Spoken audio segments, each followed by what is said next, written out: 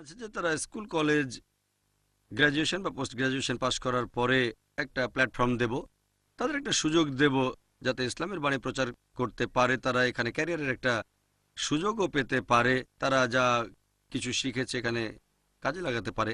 Bachelor কোর্সে ইনশাল্লাহ আমাদের একটা ব্রাঞ্চ হবে আরবিতে। ইসলামিক স্টাডিজ পড়ানোর সময় সেখানে ফোকাসটা থাকবে আরবির উপরেই। আশা করি উত্তরটা পেয়েছ। হ্যাঁ, প্রশ্ন করো। আসসালামু আলাইকুম। ওয়ালাইকুম আসসালাম রহমতুল্লাহ বারাকাতুহু। ক্যারিয়ার হিসেবে আমাদের জন্য কি সুপারিশ করবেন? ডাক্তার হিসেবে কোন পেশাকে আমি সুপারিশ করব? ক্যারিয়ারের প্রসঙ্গে যদি বলতে হয়, হোক সেটা ছেলে বা মেয়ে, পুরুষ বা মহিলা, তরুণ বা তরুণী, আমি সেশনের শুরুতে পবিত্র কোরআনের একটা আয়াত বলেছি, সেটা সূরা ফুসিলাত অধ্যায় নম্বর 41 আয়াত 33 বলা হয়েছে, ওয়ামান আহসানু ক্বাওলাম মিম্মান দাআ ইলাল্লাহি ওয়া আমিলা সলিহান ক্বালা ইন্নানি মুসলিমুন। সাধারণত এখনকার দিনে আমরা দেখতে পাই যে সবচেয়ে সম্মানজনক যে পেশাটা আপনারা দেখবেন সেটা হচ্ছে মেডিকেল ডাক্তার হওয়া। আর আমিও ২০ বছর আগে মনে করতাম এটা সবচেয়ে শ্রেষ্ঠ পেশা। ডাক্তারি অবশ্যই ভালো পেশা, মোটেও খারাপ না। কারণ মেডিকেল ডাক্তার হলে তোমরা অসুস্থ মানুষের রোগ নিরাময় করবে, তারা সুস্থ থাকবে। এছাড়াও তোমরা নিশ্চিত করবে তাদের জীবন যেন ভালোভাবে কেটে যায়। এটা হলো অন্যতম একটা উপায়। আল্লাহ সুবহানাহু ওয়া তাআলা এভাবে শিফা দেন। তবে ডাক্তারি হচ্ছে জারিয়া, অনেক সময় এই প্রক্রিয়াতে আল্লাহ শিফা দেন। এটা একটা ভালো পেশা। তবে আমি আগেও বলেছি পবিত্র কোরআনের সেই আয়াতটা সূরা ফুসিলাত অধ্যায় 41 আয়াত 33 যে ওয়ামান আহসানু ক্বাওলাম মিম্মান দাআ ইলাল্লাহি ওয়া আমিলা সলিহান ক্বালা ইন্নানি মুসলিমুন। কথা ওই ব্যক্তি অপেক্ষা কে উত্তম যে মানুষকে আল্লাহর পথে আহ্বান করে, সৎ কাজ করে এবং বলে আমি তো মুসলিম। যখন আমি মানুষের রোগ নিরাময় করতাম তখন খুব আনন্দ পেতাম। তবে যখন মানুষকে আধ্যাত্মিক নিরাময় করলাম তখন আরো অনেক বেশি আনন্দ পেলাম। মেডিকেল ডাক্তার হয়েছিলাম মানুষের সেবা করার জন্য, কিন্তু পরে আরো ভালো পেশা পেয়ে গেলাম, মানুষকে আধ্যাত্মিকভাবে নিরাময় করা। এটা শরীরের রোগ নিরাময়ের চেয়ে অনেক বেশি ভালো। তার মানে এই না যে মেডিকেল ডাক্তার হওয়া ভুল কাজ, এটা ভালো পেশা। তবে আরো ভালো পেশা হলো দায়ী হওয়া। তাই শ্রেষ্ঠ পেশা যদি আখিরাতের কথা মাথায় রাখি, এছাড়াও যদি ইহকালের কথা বলি, সেটা হলো আল্লাহর বাণী তাদের কাছে প্রচার করা যারা এ সম্পর্কে জানে না। তোমাদের সামনে দুটো অপশন আছে। পার্ট টাইম দায়ী হতে পারবে, পাশাপাশি অন্য কোনো প্রফেশন যেমন ডাক্তার, ইঞ্জিনিয়ার বা ব্যবসায়ী, অথবা হতে পারো ফুল টাইম দায়ী, সেখানে পুরো সময়টা দিতে পারো। তোমরা যে পেশাটাই বেছে নাও, এখানে খেয়াল রাখতে হবে যেন আল্লাহ সুবহানাহু ওয়া তাআলার কাছাকাছি মানুষকে নিয়ে যেতে পারো। যদি তোমরা আমাদের নবীজি সাল্লাল্লাহু আলাইহি সাল্লামের জীবনী দেখো এবং সাহাবীগণের জীবনী, এখন পেশা বলতে কি বোঝাচ্ছ সেটা খুব গুরুত্বপূর্ণ। ক্যারিয়ার শব্দটার মানে কি? যদি বলো পেশা মানে যে কাজে বেশিরভাগ সময় ব্যয় করছো সেই কাজটাই পেশা, এটাই হলো সঠিক সংজ্ঞা। এর মানে এই না যে কাজ করে জীবিকা নির্বাহ করবে। বেশিরভাগ মানুষ ভাবে যে কাজের মাধ্যমে টাকা উপার্জন করবে সেটাই হচ্ছে পেশা। আমার মতে পেশা হচ্ছে সেই কাজ যে কাজে দিনের বেশিরভাগ সময় ব্যয় করছো। এটা গড়ে। পাশাপাশি দৈনন্দিন কাজও আছে, যেমন ঘুমানো, খাওয়া দাওয়া, নামাজ আদায় করা, এটা ফরজ মুসলিমদের জন্য। এগুলো বাদ দিলে 10-12 ঘন্টার সময় পাবে প্রতিদিন। বেশিরভাগ সময় কোথায় ব্যয় করছো? আমার মতে বেশিরভাগ সময় যে কাজে ব্যয় করছো সেটাই পেশা। এদিক থেকে বললে আমাদের নবীজি যদি ব্যবসায়ী ছিলেন তবে আমার মতে দায়ী ছিলেন। তিনি ছিলেন আল্লাহ সুবহানাহু ওয়া তাআলা প্রেরিত নবী। পেশার দিক থেকে তিনি ছিলেন দায়ী, মানে যে ব্যক্তি আল্লাহ সুবহানাহু ওয়া তাআলার বাণী প্রচার করেন তিনি ছিলেন আল্লাহ সুবহানাহু ওয়া তাআলার রাসূল, দায়ীর চেয়ে অনেক উপরে।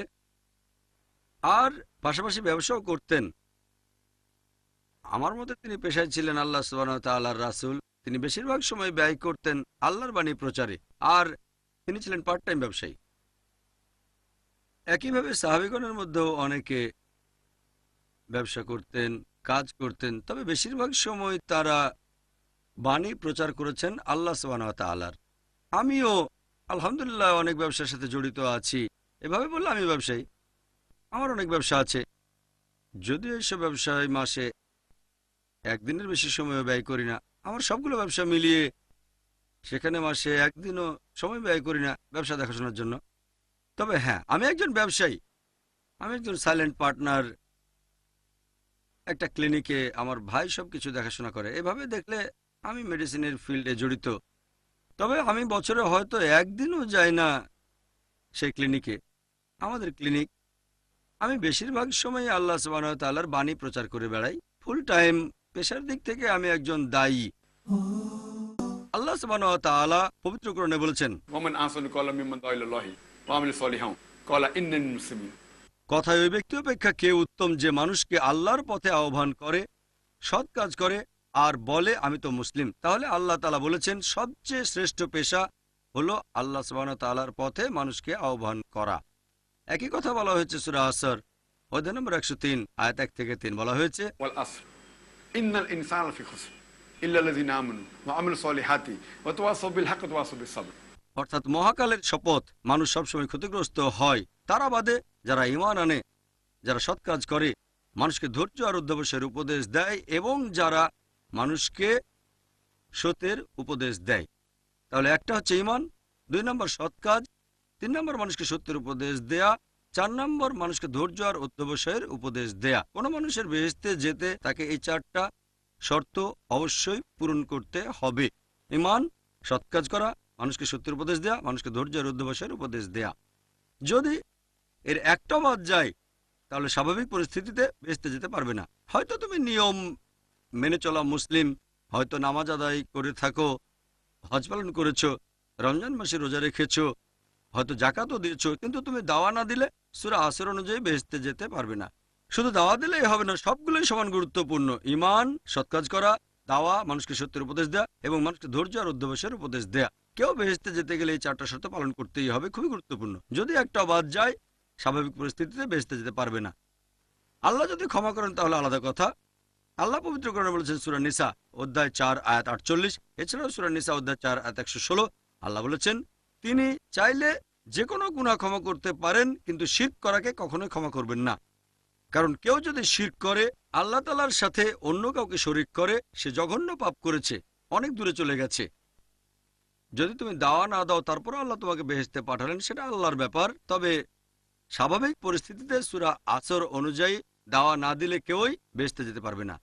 এটার ভিত্তিতে এছাড়াও কোরআন বলছে সূরা আল ইমরান অধ্যায় 3 আয়াত 104 যে তোমাদের মধ্যে এমন একটা দলের উদ্ভব হোক যারা মানুষকে কল্যাণের দিকে আহ্বান করবে এবং অসৎ কাজে নিষেধ করবে। এই মানুষগুলোই পরবর্তীতে সফল কাম হবে। তাহলে পবিত্র কোরআনের এই আয়াতগুলোর উপর ভিত্তি করে আমার মতে সবচেয়ে শ্রেষ্ঠ পেশা হচ্ছে দায়ী হওয়া।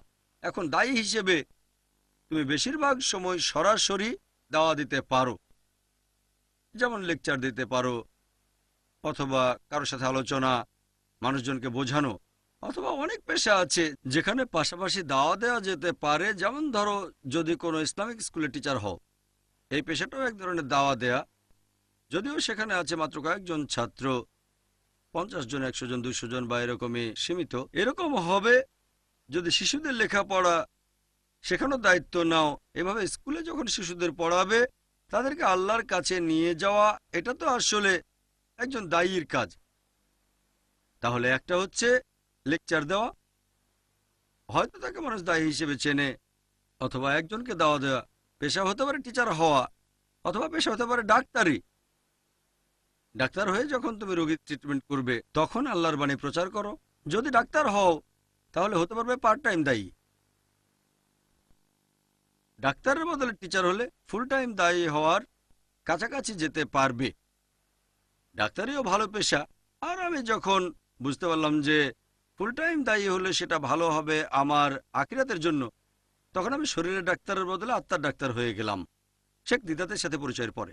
এগুলোর উপর ভিত্তি করে পেশার ব্যাপারে হোক ছেলে বা মেয়ে, পুরুষ বা মহিলা, সবচেয়ে ভালো পেশা হচ্ছে মানুষের কাছে আল্লাহ সুবহানাহু ওয়া তাআলার বাণী পৌঁছে দেয়া। সেটা ভালো হবে ইহকাল আর পরকালের জন্য।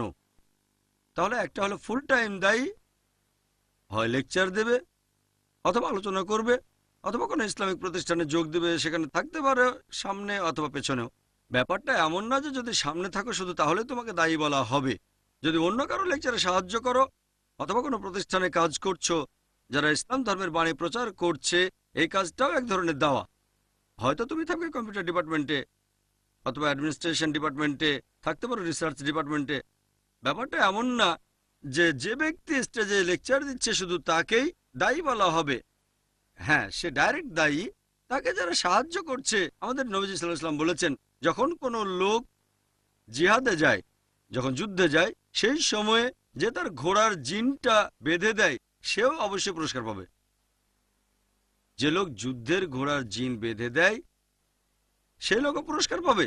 একইভাবে যে একজন দায়ীকে তার কাজের সাহায্য করে থাকে অথবা এমন প্রতিষ্ঠানে কাজ করে যারা ইসলামের বাণী প্রচার করে, তাহলে সেই পুরুষ বা মহিলাও একইভাবে তাদের পুরস্কারটা পাবে সত্যের বাণী প্রচারে তাদের অবদান রাখার জন্য। তাই আমার মতে সবচেয়ে শ্রেষ্ঠ পেশা হচ্ছে ফুল টাইম দায়ী। দ্বিতীয় হলো এমন কোনো পেশা আছে যেখানে আল্লাহ সুবহানাহু ওয়া তাআলার বাণী প্রচার করা যায়, উপকার হবে ইহকাল ও পরকালে। এছাড়াও আরো কিছু পেশা আছে যেগুলো 3 নম্বর লেভেলে। হ্যাঁ, ডাক্তার হয়ে তুমি দাওয়া দিতে পারো, ইঞ্জিনিয়ার হয়ে দিতে পারো, ব্যবসায়ী হয়ে দিতে পারো, তবে কত ভালোভাবে দিচ্ছ সেটাও গুরুত্বপূর্ণ। কারণ অনেক সময় অনেক ব্যবসায়ী আল্লাহর বাণী প্রচার করতে চায় না, কারণ তারা মনে করে যদি আল্লাহর বাণী প্রচার করে তাহলে তাদের ব্যবসায় ক্ষতি হতে পারে। তাহলে আল্লাহর খাতিরে তুমি কতখানি ত্যাগ করতে পারবে সে ব্যাপারটাও গুরুত্বপূর্ণ। এখন তুমি যে ক্যারিয়ারই বেছে নাও, দেখবে সেখানে কিভাবে বাণী প্রচার করতে পারো। সেজন্য আমি যখন এই 5টা ব্রাঞ্চ বেছে নিয়েছি, যে কারণে আমাদের স্কুলে ভবিষ্যতে 5টা ব্রাঞ্চ চালু করতে যাচ্ছি, এগুলো সম্পর্কে আগে বলেছি, সবগুলোই প্রত্যক্ষ বা পরোক্ষভাবে দাওয়ার কাজে জড়িত। 1 নম্বর বলেছিলাম যে bachelor in the field of দাওয়া, এটা ডাইরেক্ট। 2 নম্বর bachelor in the field of Islamic studies, এটা সরাসরি। এরপর 3 নম্বর হচ্ছে bachelor in mass media, BMM. Mass মিডিয়ায় থাকবে television, satellite, journalism, print media. তারপর থাকবে ইন্টারনেটে বিভিন্ন ওয়েবসাইট, জনগণের কাছে খবর পৌঁছে দেয়া। তবে যদি মাস মিডিয়ায় পড়াশোনা করে মিথ্যা সাংবাদিকতা করো সেটা অর্থহীন। মাস মিডিয়ায় পড়াশোনা করে আল্লাহ তাআলার বাণী প্রচার করবে, এটাও ডাইরেক্ট দেওয়া হতে পারে, ইনডাইরেক্ট না। ধরো তুমি সাংবাদিক, একটা আর্টিকেল লিখলে ডাইরেক্ট দাও। যদি টিভিতে অনুষ্ঠান করো, হয়তো তুমি ডিরেক্টর অথবা ক্যামেরাম্যান, সেটা ইনডাইরেক্ট দাও। অথবা কোনো দায়ীর লেকচার ক্যামেরায় ধারণ করা, তারপর সেই অনুষ্ঠান অন এয়ার করা, যেটা লক্ষ লক্ষ দর্শক দেখবে, সেটা ইনডাইরেক্ট। এরকম হলেও পুরস্কার পাবে। তবে নিয়ত খুবই গুরুত্বপূর্ণ। আমাদের নবী বলেছেন, এই হাদিসটা আছে সহিহ বুখারীতে 1 নম্বর খণ্ড হাদিস নম্বর 1, ইন্নামাল আমালু বিন্নিয়াহ। যদি ক্যামেরাম্যান হিসেবে তোমার নিয়ত হয় যে আমি ইসলাম ধর্মের বাণী প্রচার করব, নিয়তের উপর ভিত্তি করেই সওয়াব পাবে। যদি নিয়ত হয় যে ক্যামেরাম্যান হলে আমি ভালো বেতন পাবো, তাহলে বেতনই পাবে, কিন্তু সওয়াব পাবে না। যদি তোমার প্রধান লক্ষ্য হয় আল্লাহর সন্তুষ্টি, এর পাশাপাশি বেতন কম বেশি ব্যাপার না। ইসলাম কখনো বলে না বিনা পয়সায় কাজ করতে হবে। এখানে নিয়তটা হচ্ছে আমি অন্য কোনো চাকরি করলে হয়তো 30,000 টাকা পেতাম, এখানে আল্লাহর পথে কাজ করে 20,000 টাকা পাচ্ছি, এখানে সব বেশি। যদি বাইরে 30,000 আর এখানে 40,000 পাও, আর মূল উদ্দেশ্য আল্লাহ সন্তুষ্টি হয়, তাহলে সব পাবে। আমরা এখানে একটা নিয়ম মেনে চলি, বাইরের প্রতিষ্ঠানের চেয়ে আমরা 10 থেকে 20% বেশি বেতন দেই, যাতে সবাই আল্লাহর পথে আরো ভালোভাবে কাজ করে। তাহলে একটা কোর্স ব্যাচেলর ইন দাওয়া, দ্বিতীয়টা ব্যাচেলর ইন ইসলামিক স্টাডিজ, 3 নম্বর হলো BMM, bachelor in mass media. এরপর যেটা আছে বিএড। এখানেও তুমি যদি পড়াও কোনো ইসলামিক স্কুলে, ডাইরেক্ট দাওয়া দিতে পারবে। সাধারণ স্কুলের ছাত্রছাত্রীদের আল্লাহ তাআলার কাছে নিয়ে যাওয়াটা কঠিন, সেখানে হতে পারবে পার্ট টাইম দায়ী। কিন্তু যদি ইসলামিক কোনো স্কুলে পড়াও, হয়তো পড়াচ্ছ ইংরেজি অথবা হয়তো অঙ্ক, তবে খেয়াল রাখবে ইংরেজি পড়ানোর সময় অথবা অঙ্ক পড়ানোর সময় তাদেরকে তৌহিদের ধারণা দিতে হবে, তাদেরকে আল্লাহ তাআলার কাছে নিয়ে যাবে, এভাবে তুমি একজন দায়ী হবে। এখানে কি হচ্ছে, টিচার দায়ীদের প্রস্তুত করছেন, তাহলে সেই দায়ী যে সওয়াব পাবে, টিচারও একই সওয়াব পাবেন। যেমন ধরো তুমি বিজ্ঞান পড়াও, উদাহরণ দিচ্ছি, ধরো বিশ্বজগতের সৃষ্টি সম্পর্কে বলছো, বিগ ব্যাং সম্পর্কে। পবিত্র কোরআনে আছে সূরা আম্বিয়া অধ্যায় 21 আয়াত 30, আল্লাহ বলেছেন, আওয়ালাম ইয়ারাল্লাযিনা কাফারু অবিশ্বাসীরা কি দেখে না আন্না সামাওয়াতি ওয়াল আরদা কানাত রাতকান ফাতাকনাহুমা। আকাশমণ্ডলী ও পৃথিবী একসাথে ছিল, আমি তাদের পৃথক করলাম। পবিত্র কোরআনের এই আয়াতটা সূরা আম্বিয়া অধ্যায় 21 আয়াত নম্বর 30। এখানে বিগ ব্যাং সম্পর্কে সংক্ষেপে বলা হয়েছে। প্রথমে পুরো বিশ্বজগৎ ছিল একটা ছোট্ট বিন্দু, সেখানে একটা বিস্ফোরণ হলো, সেখান থেকে তৈরি হলো গ্যালাক্সি, গ্রহ, নক্ষত্র, সূর্য, এছাড়াও পৃথিবী যেখানে আমরা বাস করি। এই ব্যাপারটা বিজ্ঞানীরা জানতে পেরেছে 40 বছর আগে, 50 বছর আগে। এটা কোরআনে সংক্ষেপে বলা হয়েছে। এভাবে মানুষকে আল্লাহর কাছে নিয়ে আসতে পারবে। তাহলে একজন টিচারও এভাবে নন ইসলামিক সাবজেক্ট পড়াতে গিয়েও দাওয়ার কাজ করতে পারে। আর শেষ যে কোর্সটার কথা বলেছি সেটা BBA, bachelor in business administration.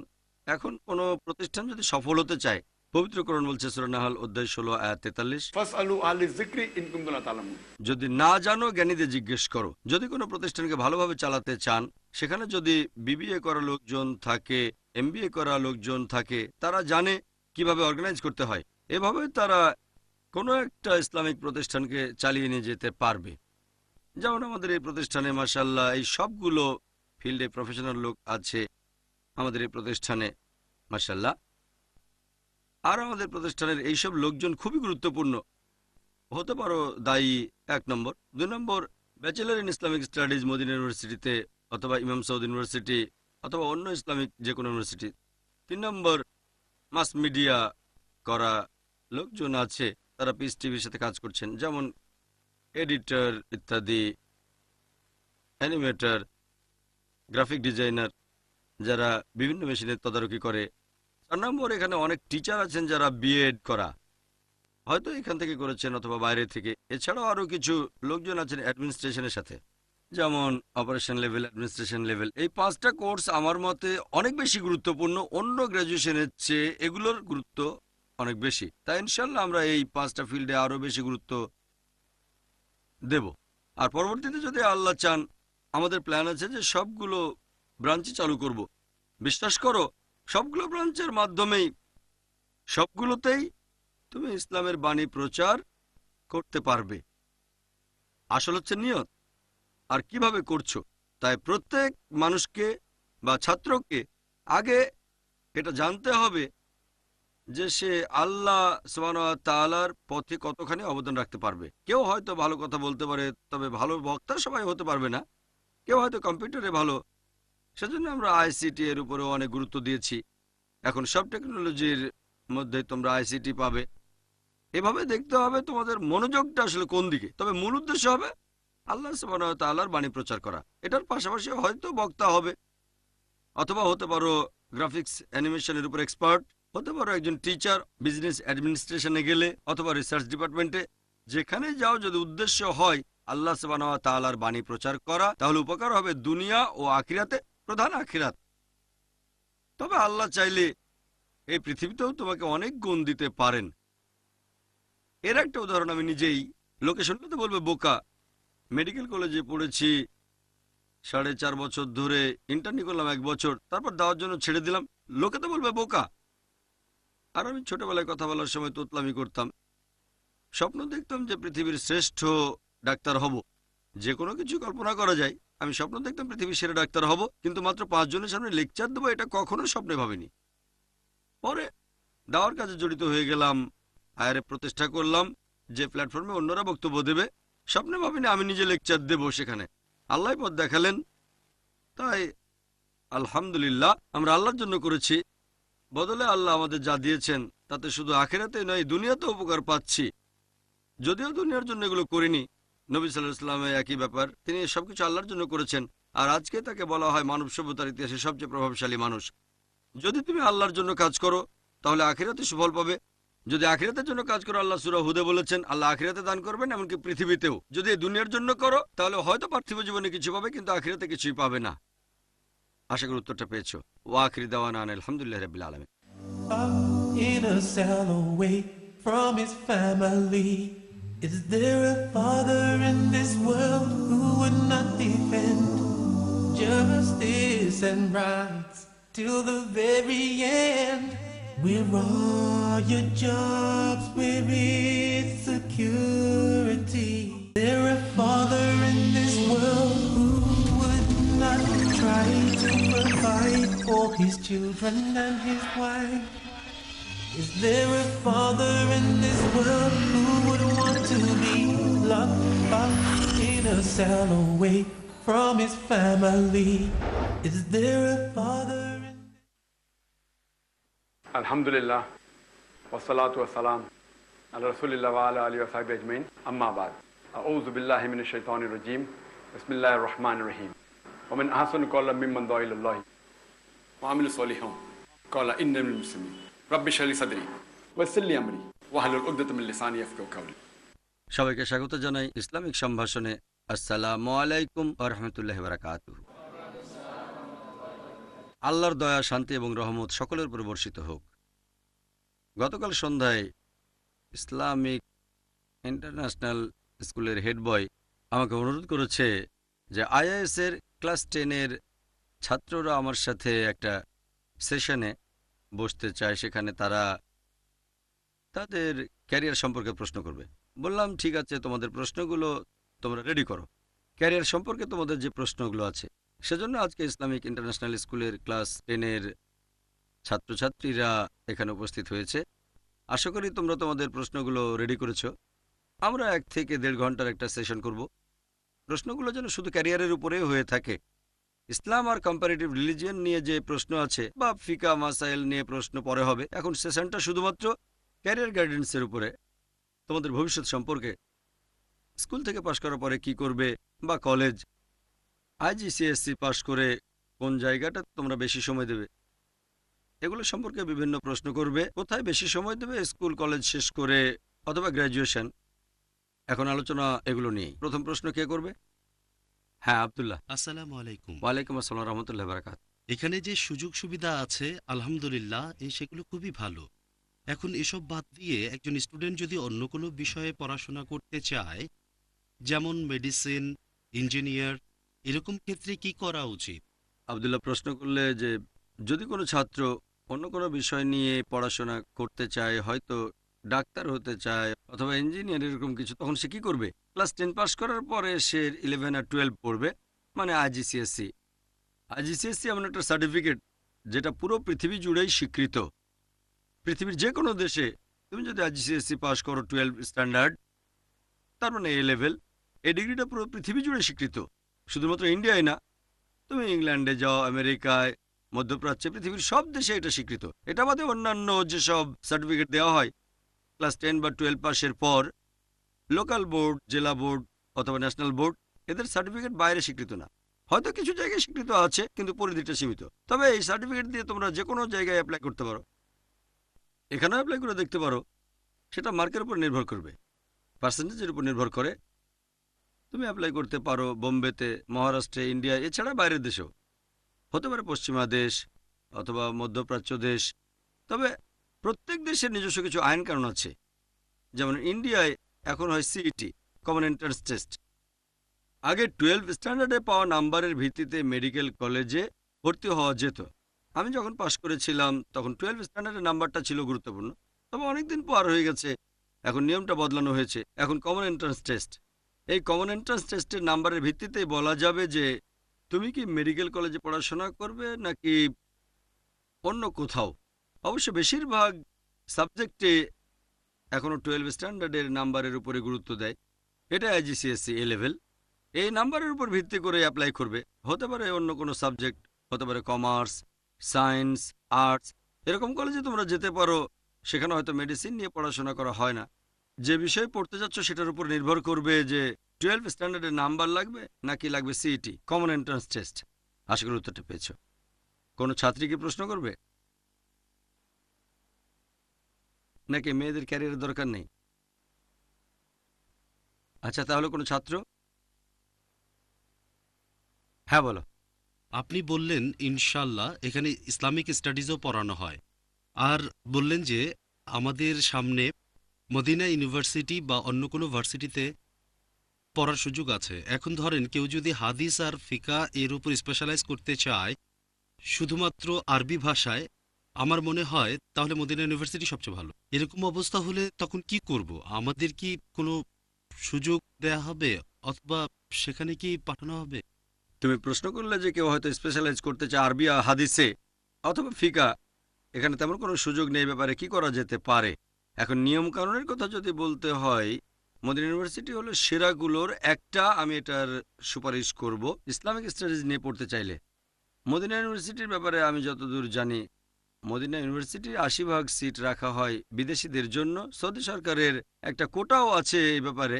এতগুলো সিট ভারতীয়দের, প্রতি বছর 25 বা 30টা, অমুক দেশের জন্য এতগুলো সিট, আর পশ্চিমা দেশের জন্য এতগুলো, এরকম কোটা আছে। এগুলোর উপর ভিত্তি করে ইন্টারভিউ নেয়। যারা সেখানে অ্যাপ্লাই করে সেখানে কিছু নিয়ম কানুন আছে। যারা অ্যাপ্লাই করবে তারা কমপক্ষে 12 স্ট্যান্ডার্ড পাস করবে অথবা সাধারণ মাদ্রাসা থেকে আলিম পাস করবে, যে কোনো মাদ্রাসা, আর তার বয়স হবে 25 বছরের কম, এরকম কিছু নিয়ম। আমি ঠিক বিস্তারিত জানি না। নিয়মটা এরকমই, বয়সের নির্দিষ্ট সীমা আছে। তোমার থাকবে একটা আলিম ডিগ্রি বা উপরের ডিগ্রি কোনো মাদ্রাসা থেকে, অথবা 12 স্ট্যান্ডার্ড পাস অন্য দেশ থেকে।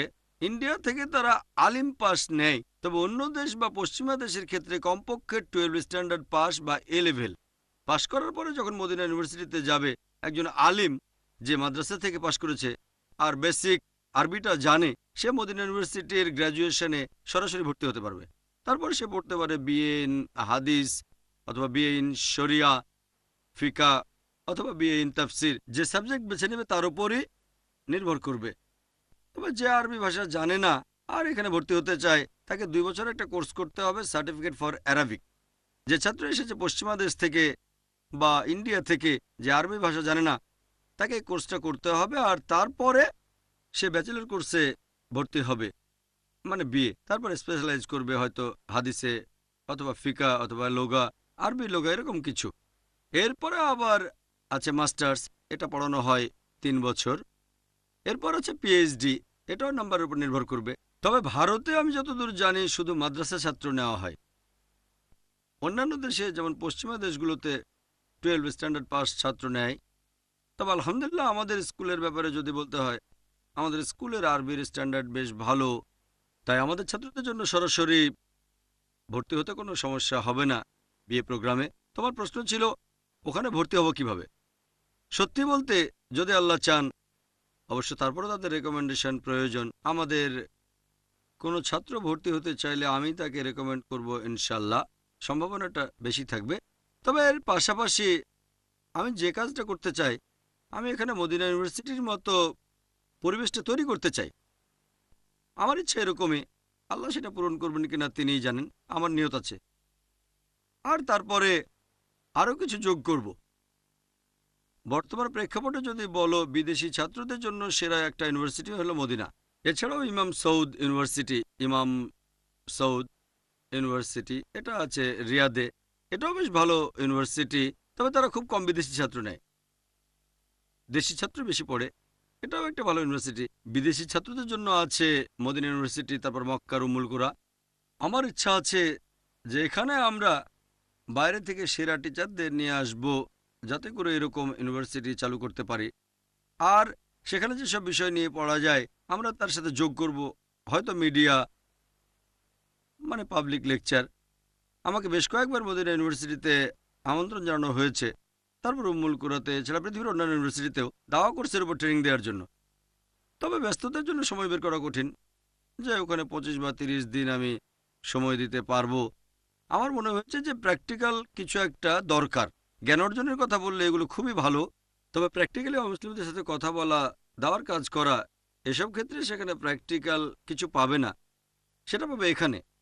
এটা হচ্ছে প্র্যাকটিক্যাল। সেজন্য আমাদের কাছে যেটা মনে হয় যে সময় যাওয়ার সাথে সাথে ইনশাআল্লাহ, আল্লাহ যদি চান, আল্লাহ সাহায্য করেন, আমরা এখানেও ব্যবস্থা করব যদি সেটা করা যায়। আমি তাহলে চাইবো আমার ছেলে ওখানে না গিয়ে এখানে থাকুক। আমার ছেলে, তুমিও ছেলের মতোই। তবে এরকম যদি না হয়, আল্লাহ যদি তখনও পথ খুলে না দেন, সময়টা হয়তো চলে যাবে, তখন আমি হয়তো ভর্তি হতে বলবো তোমাদের ইসলামিক ইউনিভার্সিটি অব মদিনায় বা ইমাম সৌদ ইউনিভার্সিটি। আমার জানা মতে ইমাম সৌদ ইউনিভার্সিটির রেটিংটা একটু ভালো মদিনা ইউনিভার্সিটির চেয়ে, আর ইমাম সৌদে ভর্তি হওয়াটা মদিনা ইউনিভার্সিটির চেয়ে একটু কঠিন। তবে আলহামদুলিল্লাহ দুটো ইউনিভার্সিটি খুবই ভালো, উম্মুল কুরাও ভালো। এটা ক্লাস 10-এর পরে না 12-এর পরে? 12-এর পরে, 10-এর পরে না। যদি কোনো মাদ্রাসা থেকে আলিম পাস না হও, তাহলে 12 স্ট্যান্ডার্ড পাস করতে হবে, এ লেভেল, অর্থাৎ আইজিসিএসসি। এখানে পাশ করলে তারপর ওখানে ভর্তি হতে পারবে। সাধারণত নন মাদ্রাসার ছাত্রদেরকে তারা নেয় না, আমি এরকমই জানি, শুধু মাদ্রাসা। তবে ইনশাল্লাহ, যেহেতু আমাদের স্কুলের আরবির মান ভালো মাশাল্লাহ, আমাদের ছাত্ররা আরবিতে কথা বলতে পারে, শুধু ইন্টারভিউ দিতে হবে। আর আমি নিশ্চিত আমাদের ছাত্ররা ইন্টারভিউতে খুব ভালো করবে, তবে আসলে সীমিত। আর ইনশাল্লাহ মদিনা ইউনিভার্সিটির সাথে আমার বেশ ভালো যোগাযোগ আছে। আমার মতে এটা সহজ ব্যাপার ইনশাল্লাহ। আশা করি উত্তরটা পেয়েছো। কোনো ছাত্রী কি প্রশ্ন করবে? প্রশ্ন করার আগে আমি বলতে চাই, মেয়েরা যদি সৌদি আরবে যেতে চাও, আমার জানা মতে মদিনা ইউনিভার্সিটিতে মেয়েদের সিট নেই কোনো, তবে উম্মুল কুরাতে সিট আছে। যদি কোনো ছাত্রী সৌদি আরবে যেতে চাও তাহলে অপশনটা হচ্ছে উম্মুল কুরা। খেয়াল রাখবে সাথে যেন একজন মাহরাম থাকে, হতে পারে ভাই অথবা স্বামী। উম্মুল কুরায় একসাথে পড়াশোনা বা চাকরি করতে পারে, ইসলামিক বিভিন্ন নিয়মকানুন মেনে চলতে পারবে, সেখানে কোনো চাকরি পেতে পারে, অথবা ইউনিভার্সিটিতে কাজ করতে পারে, অথবা একসাথে পড়তে পারে। এরকম অপশন বিবেচনা করা যেতে পারে। এরকম বেশ কিছু বিদেশি ছাত্রী মহিলা তারা উম্মুল কুরাতে পড়ছে। উম্মুল কুরাতে মহিলাদের জন্য আলাদা সেকশন আছে। হ্যাঁ বোন। আসসালামু আলাইকুম। ওয়ালাইকুম আসসালাম রহমতুল্লাহ বারাকাতুহু। ক্লাস 10 পাশ করার পরে ছাত্রছাত্রীরা পছন্দ মতো অপশন বেছে নিতে পারবে নাকি এখানেও শর্ত থাকবে? এই স্কুলের কথা বলছো নাকি বাইরে? এই স্কুলে। এই স্কুলের ব্যাপারে যদি বলতে হয়, মাশাআল্লাহ, যখন 10 স্ট্যান্ডার্ডে আইজিসিএসসি পরীক্ষা দেবে সেখানে কিছু অপশন আছে। সত্যি বলতে আইজিসিএসসিতে অনেক অপশন আছে। সেখানে 50টা বা 100টা সাবজেক্ট থেকে বেছে নিতে হবে। অবশ্যই 50টার বেশি, আরও অনেক বেশি হবে। আর সেখানে অনেক অপশন আছে। এগুলোর মধ্যে আইজিসিএসসির নিয়ম অনুযায়ী তোমাকে 5টা সাবজেক্টে পাশ করতে হবে। যদি 5টা সাবজেক্টে পাশ করো তাহলে সার্টিফিকেট পাবে তুমি 10 স্ট্যান্ডার্ডে আইজিসিএসসি পাশ করেছো। এটা হচ্ছে ও লেভেল। এখন তুমি যতগুলো সাবজেক্টে খুশি পরীক্ষা দিতে পারো, তবে 5টার কম পরীক্ষা দিলে কোনো সার্টিফিকেট পাবে না তুমি। কিন্তু পরীক্ষা দিতে পারো 6টা, 7টা, 8টা বা 9টা, তোমার যতগুলো খুশি। আর ভারতের বেশিরভাগ স্কুলে যেটা করা হয়, তারা 6-7টা সাবজেক্টে পরীক্ষা দেয়। বেশিরভাগ স্কুল 6টা বা 7টা। আর এসব স্কুলে বেছে নিতে হয় হয়তো 15টা সাবজেক্টের ভেতর থেকে। কিছু স্কুলে 10টার মধ্যে থেকে বেছে নেবে 6টা বা 7টা, কোনো স্কুলে 8টার মধ্যে থেকে 6টা বা 7টা, কোথাও হয়তো 12টা। এরকম অনেক অপশন আছে, অনেক সাবজেক্ট আছে। মিউজিক আছে, ভালো খারাপ, হালাল হারাম সবকিছু আছে। মিউজিক, ডান্সিং, এটা ওটা, এরকম অনেক সাবজেক্ট আছে। আমাদের স্কুলে আমি এরকম ঠিক করেছি যে আমাদের ছাত্ররা 9টা সাবজেক্টে পরীক্ষা দেবে। 6টা 7টা না, 9টা সাবজেক্ট। যে 9টা সাবজেক্ট ঠিক করেছি তোমরাও জানো। ইংলিশ হলো আবশ্যিক, এখানে অপশন নেই। অন্য সাবজেক্ট অপশন আছে। আমরা ঠিক করেছি ইংলিশ, তারপর ম্যাথস, এরপর ফিজিক্স, কেমিস্ট্রি, বায়োলজি। এই 3টা সাবজেক্টই আলাদা। এগুলো একটা সাবজেক্ট না। যেমন অন্য স্কুলে যদি 10 স্ট্যান্ডার্ডে পড়ো, সায়েন্স হচ্ছে একটা সাবজেক্ট, আইজিসিএসসিতে ফিজিক্স একটা সাবজেক্ট, বায়োলজি আর কেমিস্ট্রি 3টাই আলাদা সাবজেক্ট। তাহলে সাবজেক্টগুলো প্রথমে ইংলিশ, তারপর ম্যাথস, 3 ফিজিক্স, 4 কেমিস্ট্রি, 5 বায়োলজি। এগুলোর পাশাপাশি আছে আইসিটি। প্রথমে তোমরা কম্পিউটার সাবজেক্ট পড়বে, কারণ আগে তোমরা কম্পিউটার নিয়েছিলে। তবে আইসিটি আর কম্পিউটারের বেশিরভাগ জিনিস একই রকম। আর আইসিটি আরও বেশি প্র্যাকটিক্যাল, অন্য যন্ত্রপাতি সম্পর্কেও জানা যায়, যেমন মোবাইল আর বিভিন্ন প্রযুক্তি। এটার ব্যবহারিক প্রয়োগটা আরও অনেক বেশি। সেজন্য আগামী বছরে চালু হবে আইসিটি। এই বছরে তোমরা কম্পিউটার পড়বে 6 number, ICT and computer. 7 number business studies, 8 number আরবি ল্যাঙ্গুয়েজ, 9 নম্বর ইসলামিক স্টাডিজ। তোমাকে পাস করতে হবে 5টা সাবজেক্ট, আর ইংলিশ আবশ্যিক। তার মানে এই না যে ইংলিশ আর অন্য 4টা সাবজেক্টে মনোযোগ দেবে। সবগুলো সাবজেক্টে সমান মনোযোগ দিতে হবে। আর যখন পরীক্ষা দেওয়ার জন্য বসবে, তার জন্য আলাদা 2টো সময় আছে তোমাদের। হয় পরীক্ষা দেবে অক্টোবর নভেম্বরে, অথবা পরীক্ষা দেবে মে জুনে। এই 2টো সময়ে আইজিসিএসসি পরীক্ষা দিতে পারো। আর এ ব্যাপারটা এমন না যে 9টা সাবজেক্টে একসাথে পরীক্ষা দিতে হবে। হয়তো 4টা সাবজেক্টের উপর পরীক্ষা দিলে অক্টোবর নভেম্বরে, আর 5টা দিলে মে জুনে। অথবা 2টো সাবজেক্টে অক্টোবর নভেম্বরে, 7টা সাবজেক্ট দিলে মে জুনে। অথবা প্রথমে মে জুন, তারপর অক্টোবর নভেম্বর। এটা তোমার ইচ্ছা। অথবা 9টা একসাথে। এগুলোর ভিত্তিতে ইনশাল্লাহ আগামী বছর আমরা ভালোভাবে প্রস্তুতি নেব। তোমরা আগে থেকেই 2-1টা সাবজেক্ট ঠিক করতে পারো। হয়তো তুমি আরবিতে বেশ ভালো, অথবা ইসলামিক স্টাডিজ, অথবা হয়তো আইসিটি বা বিজনেস স্টাডিজ। এরকম 2-3টা দিলে অক্টোবর নভেম্বরে, বাকি 5টা বা 6টা দিলে মে জুনে। তবে এই বছরে যেহেতু নতুন টেকনিকটা আমরা জেনেছি আইসিজিএসসি সম্পর্কে, এবছরে ইনশাল্লাহ 9টা সাবজেক্টের সবগুলোর উপর পরীক্ষা দেবে তোমরা মে জুনে। এখানে সুবিধা হলো 2 মাস সময় পাচ্ছ। সাধারণত তোমাদের স্কুলে পরীক্ষা হয় মার্চ এপ্রিলে, এপ্রিল মাসে, ঠিক? এখানে তোমরা পরীক্ষা দেবে মে জুন, তাহলে 1.5 মাস সময় বেশি পাচ্ছ। অন্যান্য ছাত্রছাত্রীদের তুলনায় এবছরে তোমরা পরীক্ষা দেবে 10 স্ট্যান্ডার্ডে, এটার উপর নির্ভর করে যখন পাশ করবে 10 স্ট্যান্ডার্ড তখন যে কোনো স্কুলে যেতে পারো, কারণ এখানে সার্টিফিকেট দেবে কেমব্রিজ ইউকে। তোমরা 11 স্ট্যান্ডার্ড পড়তে পারবে যে কোনো কলেজে, মার্কের উপর নির্ভর করবে। বোম্বের যে কোনো কলেজে হতে পারে, জেভিয়ার্স অথবা অন্য যে কোনো কলেজ, ভারতের মধ্যে বোম্বের বাইরের কলেজে, এমনকি ভারতের বাইরের কলেজেও যখন তুমি পাবে সার্টিফিকেটটা আইজিসিএসসি, তারপর তুমি যে কোনো স্কুল অথবা কলেজে ভর্তি হতে পারো। ইউরোপে, ইংল্যান্ডে, আমেরিকায়, কানাডায়, মার্কের উপর এটা নির্ভর করবে। এটা আন্তর্জাতিক স্বীকৃত একটা সার্টিফিকেট।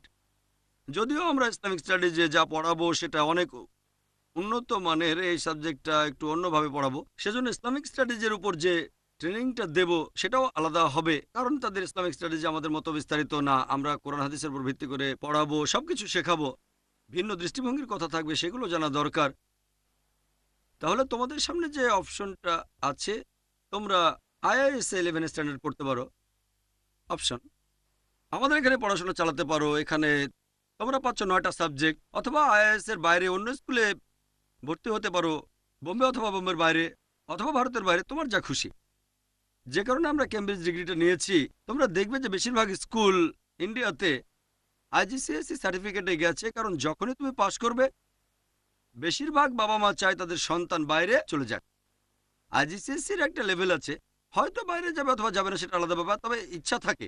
আইজিসিএসসির 75%-এরও বেশি ছাত্রছাত্রীর প্ল্যান থাকে তারা উচ্চশিক্ষার জন্য আমেরিকায় বা ইংল্যান্ডে যাবে। আমি আইজিসিএসসি বেছে নিয়েছি, তার কারণ মোটেও এটা নয়। আমি চাই না আমাদের একজন ছাত্র বাইরে যাক। হ্যাঁ, যদি কেউ মদিনা ইউনিভার্সিটিতে পড়তে চায় সেটা ভালো কথা, কেউ যেতে চাইলে সেটা তার ব্যাপার, আমি বাধা দেব না। আমরা এটা নিয়েছি যাতে লোকে না বলে ও আইআইএস, এটা তো লোকাল ডিগ্রি, বোম্বের অথবা মহারাষ্ট্রের লোকাল, তাই আইআইএস এর ডিগ্রি দেয় কেমব্রিজ ইউনিভার্সিটি। আন্তর্জাতিক লেভেলে এটা দেখানোর জন্য যে আমাদের ছাত্ররা ইসলামিক জ্ঞানের পাশাপাশি দায়ী হওয়া আর আরবি জানার পাশাপাশি অন্যান্য সাবজেক্টও একেবারে আন্তর্জাতিক মানের। পৃথিবী জুড়ে দুটো সাবজেক্ট সব জায়গায় স্বীকৃত, একটা হচ্ছে আইবি ইন্টারন্যাশনাল ব্যাকালরেট, অন্যটা আইজিসিএসসি, এছাড়াও আছে আমেরিকান বোর্ডও। এই 3টা সার্টিফিকেট আন্তর্জাতিকভাবে খ্যাতিসম্পন্ন আর এগুলো পৃথিবী জুড়ে স্বীকৃত। এজন্য আমরা আইজিসিএসসি বেছে নিইনি যে ছাত্ররা বিদেশে চলে যাবে, তবে চাইলে যেতে পারে, কেউ বাধা দেবে না। কারণ হলো সবাইকে দেখিয়ে দেওয়া যে তোমরা যখন সার্টিফিকেট পাবে সেটা হবে একেবারে আন্তর্জাতিক মানের। আশা করি উত্তরটা পেয়েছো। কোনো ছাত্র কি প্রশ্ন করবে? টিচাররাও চাইলে করতে পারেন, যাতে তাদের আরো ভালোভাবে গাইড করতে পারেন। হ্যাঁ রেহান। আসসালামু আলাইকুম। ওয়ালাইকুম আসসালাম রহমতুল্লাহ। আপনি বললেন যে 5টা ব্রাঞ্চ থাকবে ক্লাস 12-এর পরে। আমাদের এই স্কুলে কি আর্টস, কমার্স আর সায়েন্স থাকবে? এটা জানতে চাচ্ছিলাম। রেহান প্রশ্ন করলে যে এই 5টা ব্রাঞ্চে আর্টস, কমার্স আর সায়েন্স থাকবে কি না। এই 5টা ব্রাঞ্চে এই 5টা ব্রাঞ্চ হচ্ছে 12 স্ট্যান্ডার্ড শেষ করার পরে। যে 5টা ব্রাঞ্চের কথা আমি বলেছি এগুলো ক্লাস 12-এর পরে, তার আগে না। সেটা হতে পারে বিএমএম অথবা বিএ ইন ইসলামিক স্টাডিজ, অথবা হতে পারে বিএ ইন দাওয়া, বিএড। এটা ব্যাচেলর ডিগ্রির পরে, এটা আরও পরে। ব্যাচেলরের পরে আসবে বিএড। এগুলো সবগুলোই হচ্ছে 12 স্ট্যান্ডার্ডের পর।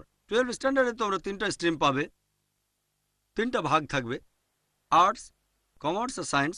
আমি যে 5টা ব্রাঞ্চের কথা বলেছি এগুলো মূলত আর্টসের বিষয়, তবে সায়েন্সের ছাত্র যে কোনো ব্রাঞ্চে ভর্তি হতে পারে, কারণ যখন সায়েন্স, আর্টস আর কমার্সের তুলনা করবে, সায়েন্স থেকে যে কোনো দিকে যাওয়া যায়, কিন্তু আর্টস থেকে সায়েন্সে যাওয়া যায় না। তুমি 12 পর্যন্ত আর্টসে পড়ে বিএসসিতে যেতে পারবে না, কিন্তু 12 পর্যন্ত সায়েন্স পড়ে বিএ আর্টসে যেতে পারো। তারপর কমার্স থেকেও তুমি আর্টসে চলে যেতে পারো। আমাদের এই 3টা ভাগ আছে। এখানেও এই 3টা ভাগে অনেকগুলো অপশন আছে, অনেকগুলো অপশনের নিয়ম আছে, সবগুলো দিচ্ছি না। আমরা সেই অপশনগুলো দেব যেগুলো এই 5টা ব্রাঞ্চের সাথে মানানসই। এছাড়াও মানানসই হবে ডাক্তার, ইঞ্জিনিয়ারিংয়ে।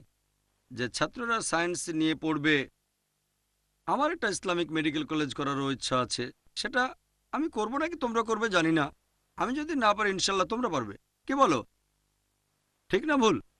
যদি আমি না পারি আইআইএস এর ছাত্ররা করতে পারবে ইনশাল্লাহ। হোক আইআইএস বোম্বে, চেন্নাই বা পৃথিবীর অন্য কোনো দেশে। আমাদের এই ক্ষুদ্র জীবনে আসলে সবকিছু করা সম্ভব না, তবে ইচ্ছা আছে। যে প্রথমে আমরা এই 5টা ব্রাঞ্চ চালু করব, তারপর ইনশাল্লাহ পরে চালু করব মেডিসিন, ইনশাল্লাহ মেডিকেল কলেজ, ইনশাল্লাহ ইঞ্জিনিয়ারিং কলেজ, তারপর অন্যান্য সাবজেক্টও, যাতে করে আমরা সব ব্রাঞ্চে সত্যিকারের মুসলিম হতে পারি। ওয়াখির দাওয়ানা আলহামদুলিল্লাহ রাব্বিল আলামিন। আলহামদুলিল্লাহ ওয়াসসালাতু ওয়াসসালাম আলা রাসূলিল্লাহ ওয়া আলা আলিহি ওয়া সাহবিহি আজমাইন, আম্মা বাদ। আউযু বিল্লাহি মিনাশ শাইতানির রাজীম, বিসমিল্লাহির রহমানির রহিম। ওয়া মান আহসানু ক্বাওলাম মিম্মান দাআ ইলাল্লাহি ওয়া আমিলা সলিহান ক্বালা ইন্নী মিনাল মুসলিমিন। রাব্বি ইশরাহ লি সাদরি ওয়াইসির লি আমরি ওয়াহলুল উকদাতাম মিন লিসানি ইয়াফকাহু কাওলি। সবাইকে স্বাগত জানাই ইসলামিক সম্ভাষণে। আসসালামু আলাইকুম ওয়া রাহমাতুল্লাহি ওয়া বারাকাতুহু। আল্লাহর দয়া, শান্তি এবং রহমত সকলের উপর বর্ষিত হোক। গতকাল সন্ধ্যায় ইসলামিক ইন্টারন্যাশনাল স্কুলের হেড বয় আমাকে অনুরোধ করেছে যে আইআইএস এর ক্লাস 10-এর ছাত্ররা আমার সাথে একটা সেশনে বসতে চায়, সেখানে তারা তাদের ক্যারিয়ার সম্পর্কে প্রশ্ন করবে। বললাম ঠিক আছে, তোমাদের প্রশ্নগুলো তোমরা রেডি করো। ক্যারিয়ার সম্পর্কে তোমাদের যে প্রশ্নগুলো আছে, সেজন্য আজকে ইসলামিক ইন্টারন্যাশনাল স্কুলের ক্লাস 10-এর ছাত্রছাত্রীরা এখানে উপস্থিত হয়েছে। আশা করি তোমরা তোমাদের প্রশ্নগুলো রেডি করেছো। আমরা 1 থেকে 1.5 ঘন্টার একটা সেশন করব। প্রশ্নগুলো যেন শুধু ক্যারিয়ারের উপরে হয়ে থাকে। ইসলাম আর কম্পারেটিভ রিলিজিয়ন নিয়ে যে প্রশ্ন আছে, ফিকা মাসাইল নিয়ে প্রশ্ন পরে হবে। এখন সেশনটা শুধুমাত্র ক্যারিয়ার গাইডেন্সের উপরে, তোমাদের ভবিষ্যৎ সম্পর্কে, স্কুল থেকে পাশ করার পরে কি করবে, বা কলেজ, আইজিসিএসসি পাশ করে কোন জায়গাটাতে তোমরা বেশি সময় দেবে, এগুলো সম্পর্কে বিভিন্ন প্রশ্ন করবে। কোথায় বেশি সময় দেবে, স্কুল কলেজ শেষ করে অথবা গ্র্যাজুয়েশন। এখন আলোচনা এগুলো নিয়েই। আসসালামু আলাইকুম। ওয়ালাইকুম আসসালাম রহমতুল্লাহ বারাকাতুহু। আমি জানতে চাচ্ছিলাম যে মেয়েরা বাইরে পড়াশোনার জন্য যেতে চাইলে আপনি কি বলবেন? আমি এই কথা আগেও বলেছি যে মহিলারা পড়াশোনার জন্য বাইরে যাচ্ছে, সেটা যদি হয় ইসলামিক স্টাডিজ, সেখানে তুমি যদি ইসলামিক শরিয়ার সবগুলো নিয়ম পালন করো তাহলে কোনো সমস্যা নেই। এ প্রসঙ্গে বলেছি উম্মুল কোরার কথা। কিন্তু যদি বলো একটা মেয়ে বাইরে পড়াশোনা করতে যাচ্ছে BMM, bachelor of mass media, অথবা একটা মেয়ে বাইরে গিয়ে পড়ছে বিএড, হয়তো আমেরিকায় অথবা ইংল্যান্ডে, আমি এটার বিরুদ্ধে, ব্যক্তিগতভাবে বিরুদ্ধে। এমনকি আমি ছেলেদেরও বাইরে পড়তে যাওয়ার বিরুদ্ধে। যদি বাইরে যায় আর পরিবেশটা ইসলামিক হয়, যেমন সৌদি আরবে হলে সমস্যা নেই। তবে বেশিরভাগ ছাত্রই মদিনা ইউনিভার্সিটি বা উম্মুল কোরা বাদ দিয়ে সার্টিফিকেট নিতে চায় আমেরিকা বা ইংল্যান্ড থেকে। সেখানকার ডিগ্রির মান খারাপ না, তবে পরিবেশটা তাদের জন্য সুবিধাজনক হবে না যারা ইসলামিক শরিয়ার অনুযায়ী জীবনযাপন করতে চায়। এখানে সম্ভাবনা বেশি যে একজন লোক কোরআন সুন্নাহ এবং আল্লাহ সুবহানাহু ওয়া তাআলার কাছ থেকে দূরে সরে যাবে। আমি এ পর্যন্ত অনেক বাবা মাকেই বুঝিয়ে শুনিয়ে রাজি করিয়েছি তারা যেন সন্তানকে উচ্চশিক্ষার জন্য বিদেশে না পাঠায়, যেমন আমেরিকা, কানাডা, ইংল্যান্ডে। আমি ব্যক্তিগতভাবে এটার বিরুদ্ধে, এমনকি ছেলেদের ক্ষেত্রেও। মেয়েদের ক্ষেত্রে আমি পুরোপুরি বিরুদ্ধে। আমি বিরুদ্ধে। যদি কোনো মেয়ে বলে আমি ইসলামিক স্টাডিজ পড়তে ইংল্যান্ডে যাবো, ইংল্যান্ডে কেন, সৌদি আরবে যাও, তবে সাথে মাহরাম থাকতে হবে। এখানে বুঝতে হবে, বিশেষ করে একটা মেয়ে। আর আমি জানি বিদেশ তো দূরের কথা, আমি মেডিকেল কলেজ থেকে পাশ করেছি। সে সময় আমি কয়েক বছর বোম্বে থেকে দূরে বাসার বাইরে ছিলাম। আমি জানি সেখানকার পরিবেশ কেমন। বিদেশে সেটা আরও কয়েক গুণ বেশি খারাপ। অনেক অ্যাট্রাকশন আছে, অথবা বলা যায় ডিস্ট্রাকশন। এখানকার তুলনায় ওখানে গিয়ে সরল পথে থাকাটা আরও অনেক বেশি কঠিন হয়ে যাবে। অবশ্য ব্যাপারটা এমন না যে বোম্বেতে কোনো ডিস্ট্রাকশন নেই, তবে এখানে তোমার বাবা মা আছেন, তারা তোমাকে গাইড করবেন। এখানে ডিস্ট্রাকশন অনেক কম। যেমন এখানে আমি একটা উদাহরণ দিচ্ছি যে পৃথিবীর অন্যান্য জায়গায় যে খারাপ কাজ হয় সেগুলো বোম্বেতেও হয়, এমন না যে এখানে হয় না। তবে এখানে খুঁজে বেড়াতে হবে, তোমাকে সেটার পেছনে ছুটতে হবে। সেখানে সবগুলো না খুঁজলেও অন্তত বেশিরভাগ পশ্চিমা দেশে খারাপ কাজই তোমাকে খুঁজবে। সবসময় তোমার দরজায় কড়া নাড়বে। আর এখানে একজন লোক চাইলে ইসলামিক নিয়মে জীবনযাপন করতে পারে, তবে যদি খারাপ জিনিস খুঁজতে চাও তাহলে সবকিছু বোম্বেতেই পাবে। সেজন্য তোমাকে চেষ্টা করতে হবে। ওখানে তোমার দরজায় কড়া নাড়বে, তোমাকে যেন ডাকছে তারা, এসো এসো। রাস্তায় বেরোলে বিলবোর্ড দেখবে। আস্তে আস্তে পশ্চিমা দেশে যা ঘটছে সেগুলো ভারতেও চলে আসছে, এমনকি আমাদের বোম্বেতেও আমদানি হয়ে গেছে। আমি যখন স্কুলে পড়তাম তখন যে পরিবেশ দেখেছি, এখনকার দিনে বোম্বের স্কুলগুলোতে যে পরিবেশ দেখি, খুব অবাক লাগে। ইসলাম থেকে দূরে সরে গেছে। আমি যখন স্কুলে পড়েছি তখন আল্লাহর দয়ায় মাশাআল্লাহ, যদিও একটা অমুসলিম স্কুলে পড়েছি, কনভেন্ট স্কুল, আল্লাহ আমাকে সরল পথে রেখেছেন। আর এখন এক্সপোজার আগের চেয়ে অনেক বেশি। স্যাটেলাইট মিডিয়া, তারপর ম্যাগাজিন, তারপর ইন্টারনেট, এগুলোর মাঝে ঠিক থাকাটা কঠিন। এগুলোর ভিত্তিতে আমি বলবো, যদি কোনো মেয়ে পশ্চিমা দেশে পড়াশোনা করতে চায়, আমি পুরোপুরি বিরুদ্ধে। যদি কোনো ইসলামিক দেশে যেতে চাও, যেমন সৌদি আরব, সাথে মাহারাম, হয়তো তোমার ভাই অথবা তোমার স্বামী অথবা অন্য কেউ যে তোমার মাহারাম, এভাবে গেলে কোনো সমস্যা নেই। এই কারণে আমার মতে এখানে মেয়েরা পেতে পারে বেশি সুযোগ সুবিধা যদি বাবা মার সাথে থাকে। কোনো মেয়ে, কোনো মহিলা যদি পড়াশোনার জন্য বিদেশে যেতে চায়, এটা তাকে আল্লাহ সুবহানাহু ওয়া তাআলার কাছ থেকে দূরে নিয়ে যাবে। আল্লাহ তোমাকে সরল পথে রাখতে চাইলে তিনি সেটা করতে পারেন। এমন না যে ওখানে গেলে বিপথে চলে যাবে, তবে সম্ভাবনাটা অনেক বেশি থাকে। তুমি সরল পথে থেকে সরে যাবে, এই সম্ভাবনাটাই সেখানে বেশি। যেমন ধরো, যদি 4 তলা থেকে লাফ দাও, মরে যাওয়ার সম্ভাবনা কতখানি? 20 অথবা 30%। যদি 10 তলা থেকে লাফ দাও, সম্ভাবনা কত? 90-99%। তবে 100% বলতে পারবেন না, 100% বলতে পারেন আল্লাহ, ঠিক? 99% হলে বাঁচার সম্ভাবনা 1% আছে। তাহলে 10 তলা থেকে লাফ দেই। 100% নিশ্চিত করে বলতে পারবো না, শুধু বলবো সম্ভাবনা বেশি যে তুমি আল্লাহ সুবহানাহু ওয়া তাআলার পথ থেকে দূরে সরে যাবে, ইসলামিক জীবন থেকে দূরে। সেখানকার জীবন ব্যবস্থাটা যেরকম, এমন না যে সেখানে মুসলিম কোনো ছাত্র নেই, হয়তো ফ্যামিলির সাথে আছে, তুমি ফ্যামিলি ছাড়া। ফ্যামিলির সাথে থাকলে সম্ভাবনা কম, তারপরও সম্ভাবনা থেকেই যায় জীবনটাকে নষ্ট করে দেওয়ার। এগুলোর উপর ভিত্তি করে আমি চাই না যে ছেলেরা বাইরে পড়াশোনা করতে যাক। মেয়েদের ব্যাপারে আমি পুরোপুরি বিরুদ্ধে। এ হলো আগুন নিয়ে খেলা। এভাবে তোমার আখিরাতকে অনেক ঝুঁকির মধ্যে তুমি ফেলে দিচ্ছ, অনেক বেশি ঝুঁকি। আর আখিরাতকে ঝুঁকিতে ফেলার চেয়ে লাভ দিয়ে বেঁচে যাওয়াটা ভালো। আখিরাতকে ঝুঁকিতে ফেলা আরও বিপজ্জনক। এই জীবনের চেয়ে আখিরাত অনেক গুরুত্বপূর্ণ। এইসব কারণে আমি উচ্চশিক্ষার জন্য ছেলে অথবা মেয়েদের বিদেশে যাওয়ার পক্ষে নই। আশা করি উত্তরটা পেয়েছো। হ্যাঁ, তুমি প্রশ্ন করো। আসসালামু আলাইকুম। ওয়ালাইকুম আসসালাম রহমতুল্লাহ বারকাতুহ। আমি লেখালেখি করতে পছন্দ করি আর আমার মনে হয় আমি ভালো লেখিকা হতে পারবো। এখন আমি যদি জার্নালিজম বা সাংবাদিকতা নিয়ে পড়াশোনা করতে চাই, প্রথমত আমি জানতে চাই যে একটা মেয়ে কি সাংবাদিকতা করতে পারবে, আর দ্বিতীয়ত এ ব্যাপারে আপনার মতামত কি? ইসলামিক স্টাডিজের তো অনেকগুলো সাবজেক্ট আছে, ইসলামিক লেখকরা কোন সাবজেক্টের উপর গুরুত্ব দেবে? তুমি প্রশ্ন করলে যে তুমি লিখতে পছন্দ করো আর জার্নালিজম নিয়ে পড়াশোনা করতে চাও। এখন জার্নালিজমের ব্যাপারে আমার মতামতটা কি, আর লেখকরা কোন সাবজেক্টে গুরুত্ব দেবে, একটা মেয়ে সাংবাদিক হতে পারবে কি না। আমি আগেও বলেছি যে আমরা যেসব গ্র্যাজুয়েশন প্রোগ্রামের উপর ফোকাস করতে চাচ্ছি, তার মধ্যে একটা হচ্ছে BMM, bachelor of mass media. এই মাস মিডিয়ায় আরও স্পেশালাইজেশন থাকবে, হতে পারে টেলিভিশন, হতে পারে ইন্টারনেট, হতে পারে লেখালেখি অথবা জার্নালিজম। এখন একজন মহিলা সাংবাদিক হতে পারবে কিনা, একজন মুসলিম মহিলা, হ্যাঁ অবশ্যই পারবে। তবে যদি বলো আমি এখনকার দিনের অন্যান্য মেয়েদের মতো সাংবাদিক হতে চাই, তখন সেটা ভুল পথে চলে যাবে। যদি তুমি এখনকার মহিলাদের মতো সাংবাদিক দেখো, বিভিন্ন পুরুষের ইন্টারভিউ নিচ্ছে ইত্যাদি, মেলামেশা, এই অবস্থায় হিজাব পালন করা কঠিন। তবে যদি কোনো মেয়ে ইসলাম ধর্ম মেনে সাংবাদিক হতে চায়, আলহামদুলিল্লাহ, এটা ভালোভাবে সম্ভব। পাশাপাশি ইসলামের নিয়মকানুনও মেনে চলতে পারবে আর ভালো সাংবাদিকও হতে পারবে, এটা খুবই ভালোভাবেই সম্ভব। খেয়াল রাখতে হবে যেন মিডিয়ার জৌলুসে খুব বেশি আকৃষ্ট না হয়ে পড়ো। তবে তার কাজটা অন্যান্য সাংবাদিকদের মতো হবে না।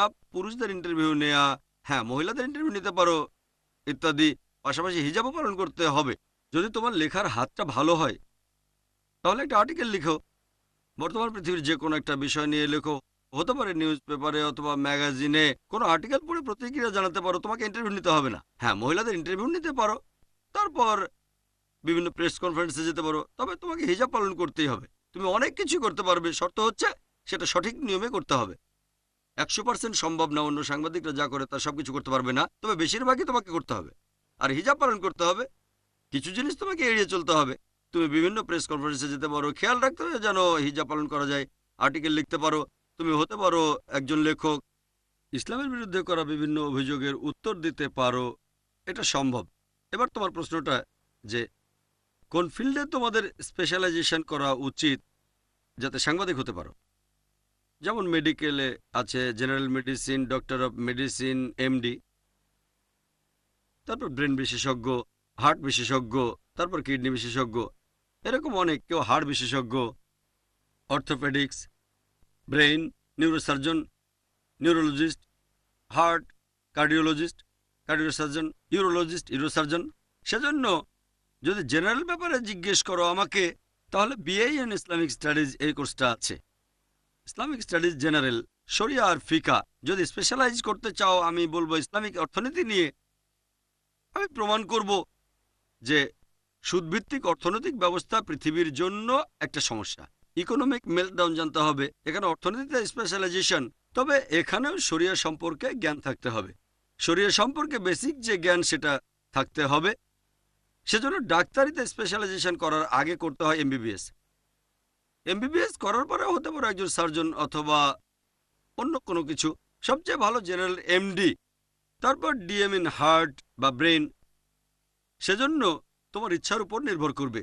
যদি চাও আমি সবাইকে প্রমাণ করে দেখাবো যে সুদভিত্তিক অর্থনীতি হলো সবচেয়ে বড় সমস্যা। তারপর ইসলামিক স্টাডিজের জেনারেল ব্যাপারগুলো জানার পর বিএ পাস করে স্পেশালাইজ করতে পারো ইসলামিক ইকোনমিক্সে, এমএ ইন ইসলামিক ইকোনমিক্স বা পিএইচডি ইন ইসলামিক ইকোনমিক্স। তোমার পছন্দের উপর নির্ভর করবে এটা। বর্তমান প্রেক্ষাপটে সাংবাদিক হতে চাইলে বিএ ইন ইসলামিক স্টাডিজ সবচেয়ে ভালো। জেনারেল স্টাডিজের পরে স্পেশালাইজেশন করতে পারো, হতে পারে তাফসির, হতে পারে হাদিস। যখন মদিনা ইউনিভার্সিটিতে যাবে সেখানে অ্যাভারেজ আছে 6টা পেপার। যখন পড়বে হাদিস, হাদিসের উপর 4টা পেপার, কোরআনের উপর 2টা। যখন পড়বে তাফসির কোরআন, কোরআন নিয়ে 4টা পেপার, হাদিস নিয়ে 2টা। ইন্টারলিঙ্কড। ব্যাপারটা এমন না যে হাদিস পড়লে কোরআন দরকার নেই বা কোরআন পড়লে হাদিস লাগবে না। হাদিস নিয়ে পড়লে হাদিসে বেশি সময় দেবে আর কোরআনে কম সময়। যখন কোরআনে স্পেশালাইজেশন করবে, হাদিসে যে কোরআনে বেশি সময় দেবে এমন না যে পুরোপুরি বাদ দিতে হবে। দুটোই ইন্টারলিঙ্কড। তারপর শরিয়া, তারপর লোগা, তোমার পছন্দের উপর। তবে যদি সাংবাদিক হতে চাও জেনারেল মিডিয়ার জন্য বিএ ইন ইসলামিক স্টাডিজ সবচেয়ে ভালো। তারপরে স্পেশালাইজ করো দাওয়ায়।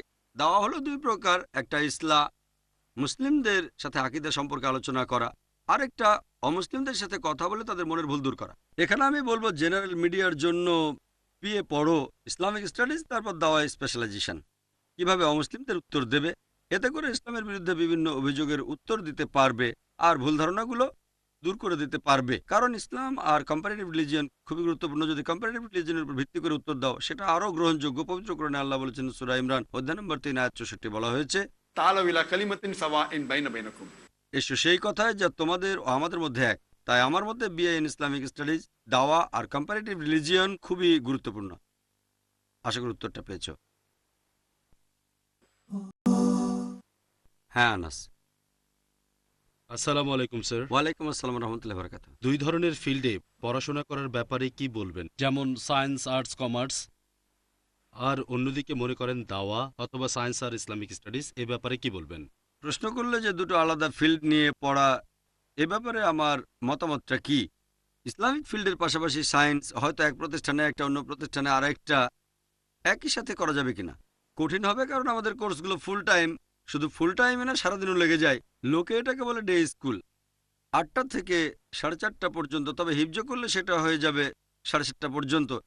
একসাথে 2 জায়গায় কন্টিনিউ করতে পারবে না। তুমি এখানে কিছুদিন ছুটি নিতে পারো, অথবা এখানে পড়া শেষ করে অন্য জায়গায় পড়তে পারো। তবে একসাথে পড়াটা কঠিন। একসাথে আইএএস আর অন্য জায়গায় পড়া, এটা আমাদের ক্লাসগুলো অনেক লম্বা। হ্যাঁ, পার্ট টাইম কিছু পড়তে পারো, ফুল টাইম না। এখন একসাথে ইসলামিক স্টাডিজ আর সায়েন্স পড়া, এ ব্যাপারে আমার মতামত কি। হ্যাঁ, পড়তে পারো। এই উত্তরটা আমি আগেও দিয়েছি। ধরো তুমি 12 স্ট্যান্ডার্ড পাস করে মেডিকেল কলেজে ভর্তি হলে, এটা সায়েন্স ফিল্ড, অন্যতম সেরা সায়েন্স ফিল্ড। প্রথমে আছে মেডিকেল, তারপর ইঞ্জিনিয়ারিং। হ্যাঁ, অবশ্যই পড়তে পারো। তবে তোমার প্রধান উদ্দেশ্য হবে তোমার নিজেকে আর অন্যদেরকে আল্লাহর কাছাকাছি নিয়ে যাওয়া। সামর্থ্যের উপর নির্ভর করবে।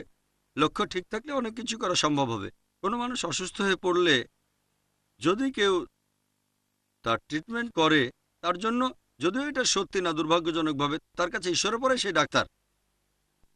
যদিও ইসলামিক ধারণা এমন না, এমনিতে সাধারণ মানুষের কাছে ঈশ্বরের পরে স্থান হচ্ছে ডাক্তার। ডাক্তার যা বলে ঠিক। ডাক্তার ভালো পেশা, এই পেশায় যাওয়া মোটেও খারাপ না।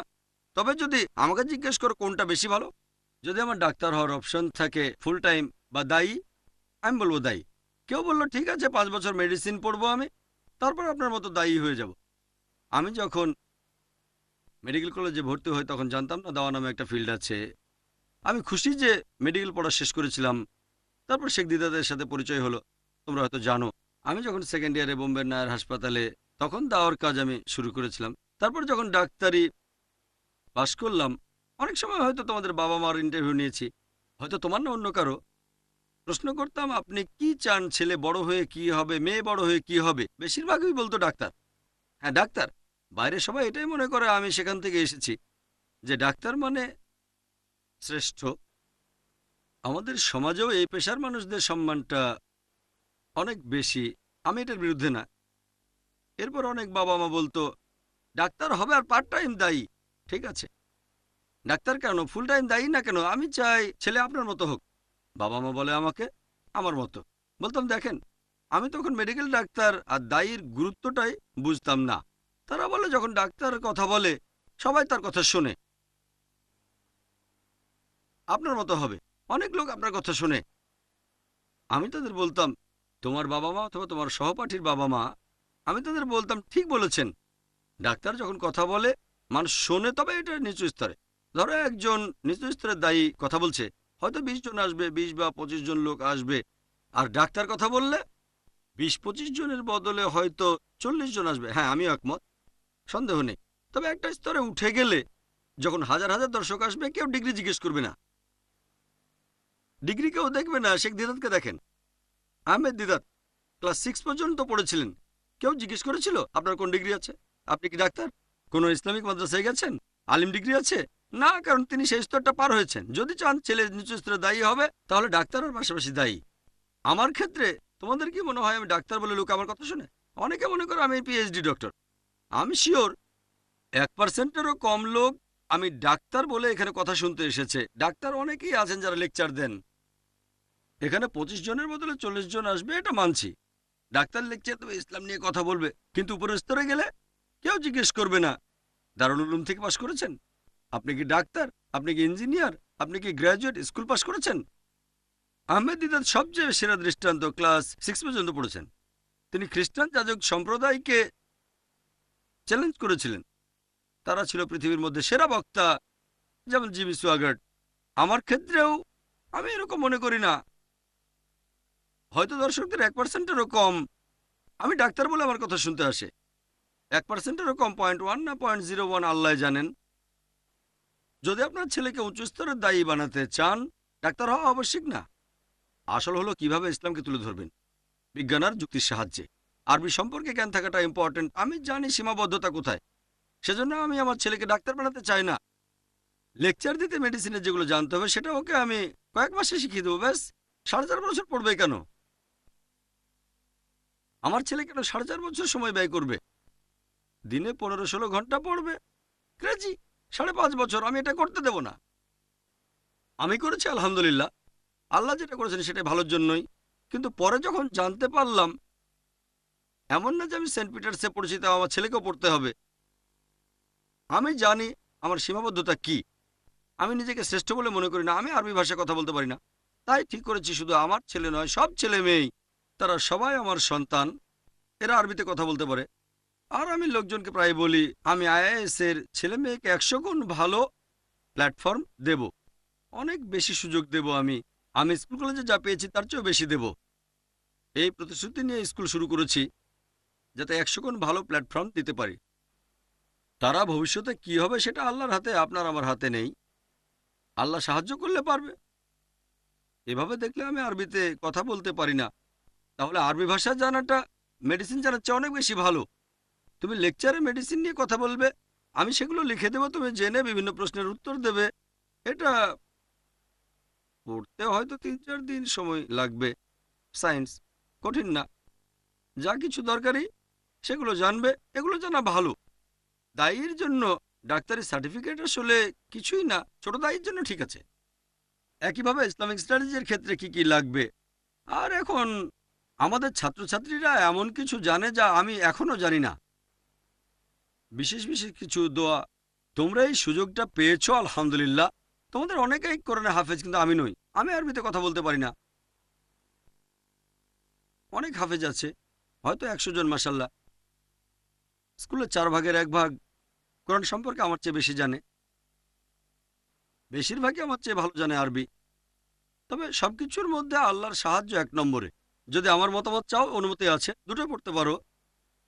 তবে নিয়ত থাকবে দাওয়া দেয়া।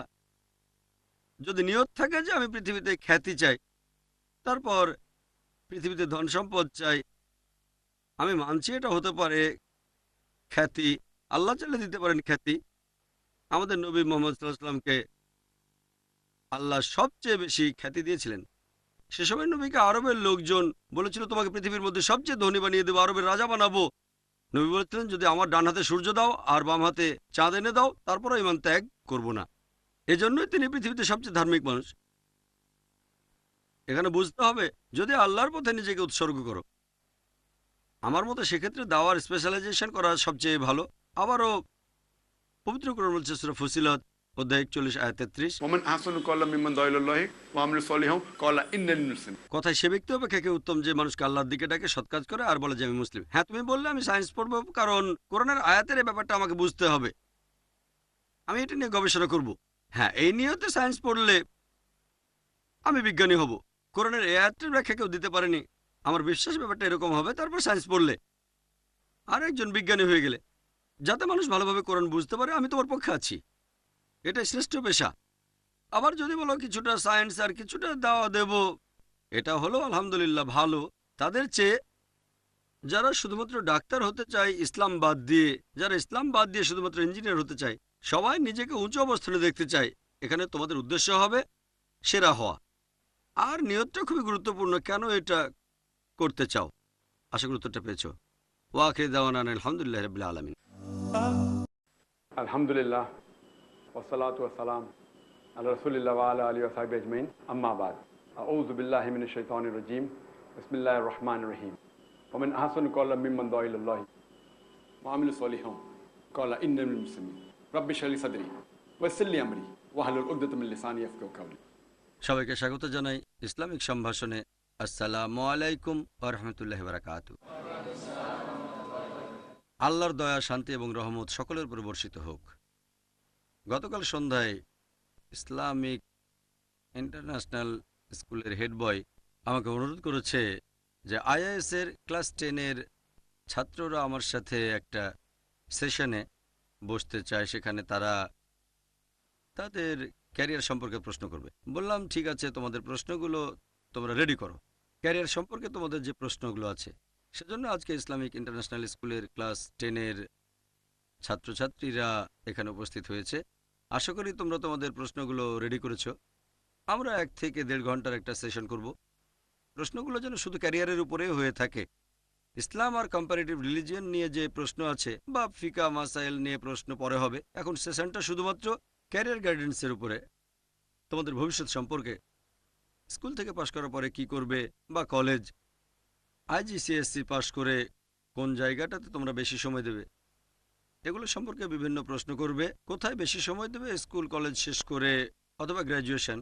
এখন আলোচনা এগুলো নিয়েই। আসসালামু আলাইকুম। ওয়ালাইকুম আসসালাম রহমতুল্লাহ বারকাতু। আমার প্রশ্ন হলো, ক্লাস 10-এর পরে আমরা 3টা স্ট্রিট পাচ্ছি, সায়েন্স, আর্টস, কমার্স। এখন মনে করেন যে আমার ফোকাস আর্টসের উপর। এখন কেউ যদি সায়েন্স নিয়ে পড়তে চায় কলেজ পাশ করার পর, এদিকে সে আবার এই শিক্ষা প্রতিষ্ঠানের সাথে যুক্ত থাকতে চায়, তাহলে এমন অবস্থায় সে কি করতে পারে? যদি সে মেডিসিন নিয়ে পড়তে চায়, কিন্তু সে দেখলো যে মেডিসিন এখানে পড়ানো হয় না, তখন সে কি করতে পারে? মোহাম্মদ আলী প্রশ্ন করলে যে 11-12 স্ট্যান্ডার্ডে 3টা স্ট্রিম আছে, আর্টস, কমার্স, সায়েন্স। আর আমাদের গ্র্যাজুয়েশন কোর্সগুলোর বেশিরভাগের সাথে সম্পর্ক হচ্ছে আর্টসের। তবে 100% না, কারণ যদি বিএড করতে চাও সায়েন্সে, তখন সায়েন্স লাগবে। তাই বলুন, ওখানে সায়েন্স নেই। যদি সায়েন্সে বিএড করতে চাও তাহলে পড়বে সায়েন্স, তারপরে করবে বিএড। কারণ বিএড 3টা স্ট্রিমেই আছে, আর্টস, কমার্স, সায়েন্স। যদিও আর্টসই বেশি কমন। একজন আর্টস বিএড অনেক সাবজেক্ট পড়াতে পারে, সায়েন্স পিরিয়ডের চেয়ে সায়েন্স হলে পড়াতে পারবে ফিজিক্স, কেমিস্ট্রি, বায়োলজি আর নিচু লেভেলের সায়েন্স। চাইলে ম্যাথসও পড়াতে পারো, সমস্যা নেই। তবে বিএড আর্টসই বেশি কমন। তবে কেউ হয়তো মেডিসিন পড়তে চায়, আমাদের এখানে কি অপশন আছে? এখন হয়তো 5টা অপশন, তবে হাজার অপশন আছে। টার্গেট করবে সেটাই যেটা বেশি গুরুত্বপূর্ণ। আল্লাহ আমাদের সামর্থ্য দিলে সবগুলো অপশনই চালু করব ইনশাআল্লাহ। সেটা কখন হবে? আমার জীবনে হবে নাকি পরের জেনারেশনে, এই সেঞ্চুরি না পরের সেঞ্চুরি, সেটা আল্লাহ ভালো জানেন। তবে নিয়ত আছে। এখন আমরা সেই কোর্সগুলো রেখেছি যেগুলো আমাদের মতো মুসলিম উম্মার জন্য গুরুত্বপূর্ণ। প্রথমে টার্গেট করো যেটা বেশি গুরুত্বপূর্ণ। এই 5টা ব্রাঞ্চকে এখন আমরা বেশি গুরুত্বপূর্ণ বলে মনে করছি। যদি ডাক্তার হতে চাও তাহলে এখান থেকে এ লেভেল পাস করো, 12 স্ট্যান্ডার্ড মেডিকেল কলেজে ভর্তি হয়ে যাও। আর এজন্য তোমাকে সিইটি এক্সাম দিতে হবে যদি ভারতে হয়ে থাকে। বিদেশে গেলে তাদের টেস্টগুলো দিতে হবে, ফরেন এন্ট্রান্স এক্সাম। এখানে দেবে সিইটি এক্সাম। তারপর ইসলামিক ব্যাকগ্রাউন্ডটা ছেড়ে দিতে হবে। আমি এমন কোনো মেডিকেল কলেজের কথা জানি না যার পরিবেশ ইসলামিক। তবে এরকম কলেজে পড়েও একজন ছাত্র নিজেকে সরল পথে রেখে ডাক্তারি পাশ করতে পারে। তুমি ডাক্তার হওয়ার পাশাপাশি পার্ট টাইম দায়ী হতে পারো, আগেও বলেছি এই কথাটা। কিন্তু যদি বলো মেডিসিন পড়বো তারপর ফুল টাইম দায়ী, সময় নষ্ট করো না। আমি ডাক্তার জাকির নায়কের মতো হব, তাহলে সেন্ট পিটার্সে যাবে, আইএসএ কেন? যদি মোহাম্মদ সাল্লাল্লাহু আলাইহি ওয়াসাল্লামের মতো হতে চাও তাহলে মক্কায় জন্মাতে হবে। ঠিক, মোহাম্মদ সাল্লাল্লাহু আলাইহি ওয়াসাল্লাম যা বলেছেন সেগুলো আমাদের মেনে চলতে হবে। সুন্নাহর ক্ষেত্রে নবী যে নির্দেশ দিয়েছেন সেটা তার আমলের চেয়ে বেশি গুরুত্বপূর্ণ। যদি দুটোর বিরোধ হয়, আমাদের নবীর নির্দেশ আর নবীর আমল, তখন নির্দেশের গুরুত্ব আমলের চেয়ে বেশি। কারণ নবী নির্দেশ দিয়েছেন পুরোপুরি নিয়ত নিয়ে আর পরিস্থিতি বুঝে। আমল সেখানে সমস্যা থাকতে পারে। নবী বলেছেন দাঁড়িয়ে পানি পান করো না। সহিহ বুখারী বলছেন নবী দাঁড়িয়ে পানি পান করেছেন, মানে তখন হয়তো সমস্যা ছিল, তাই নির্দেশের গুরুত্ব বেশি। এখানে আমার আমল দেখলে দেখবে সেন্ট পিটার্সে, তবে আমার নির্দেশ হলো আইএএস বেশি ভালো।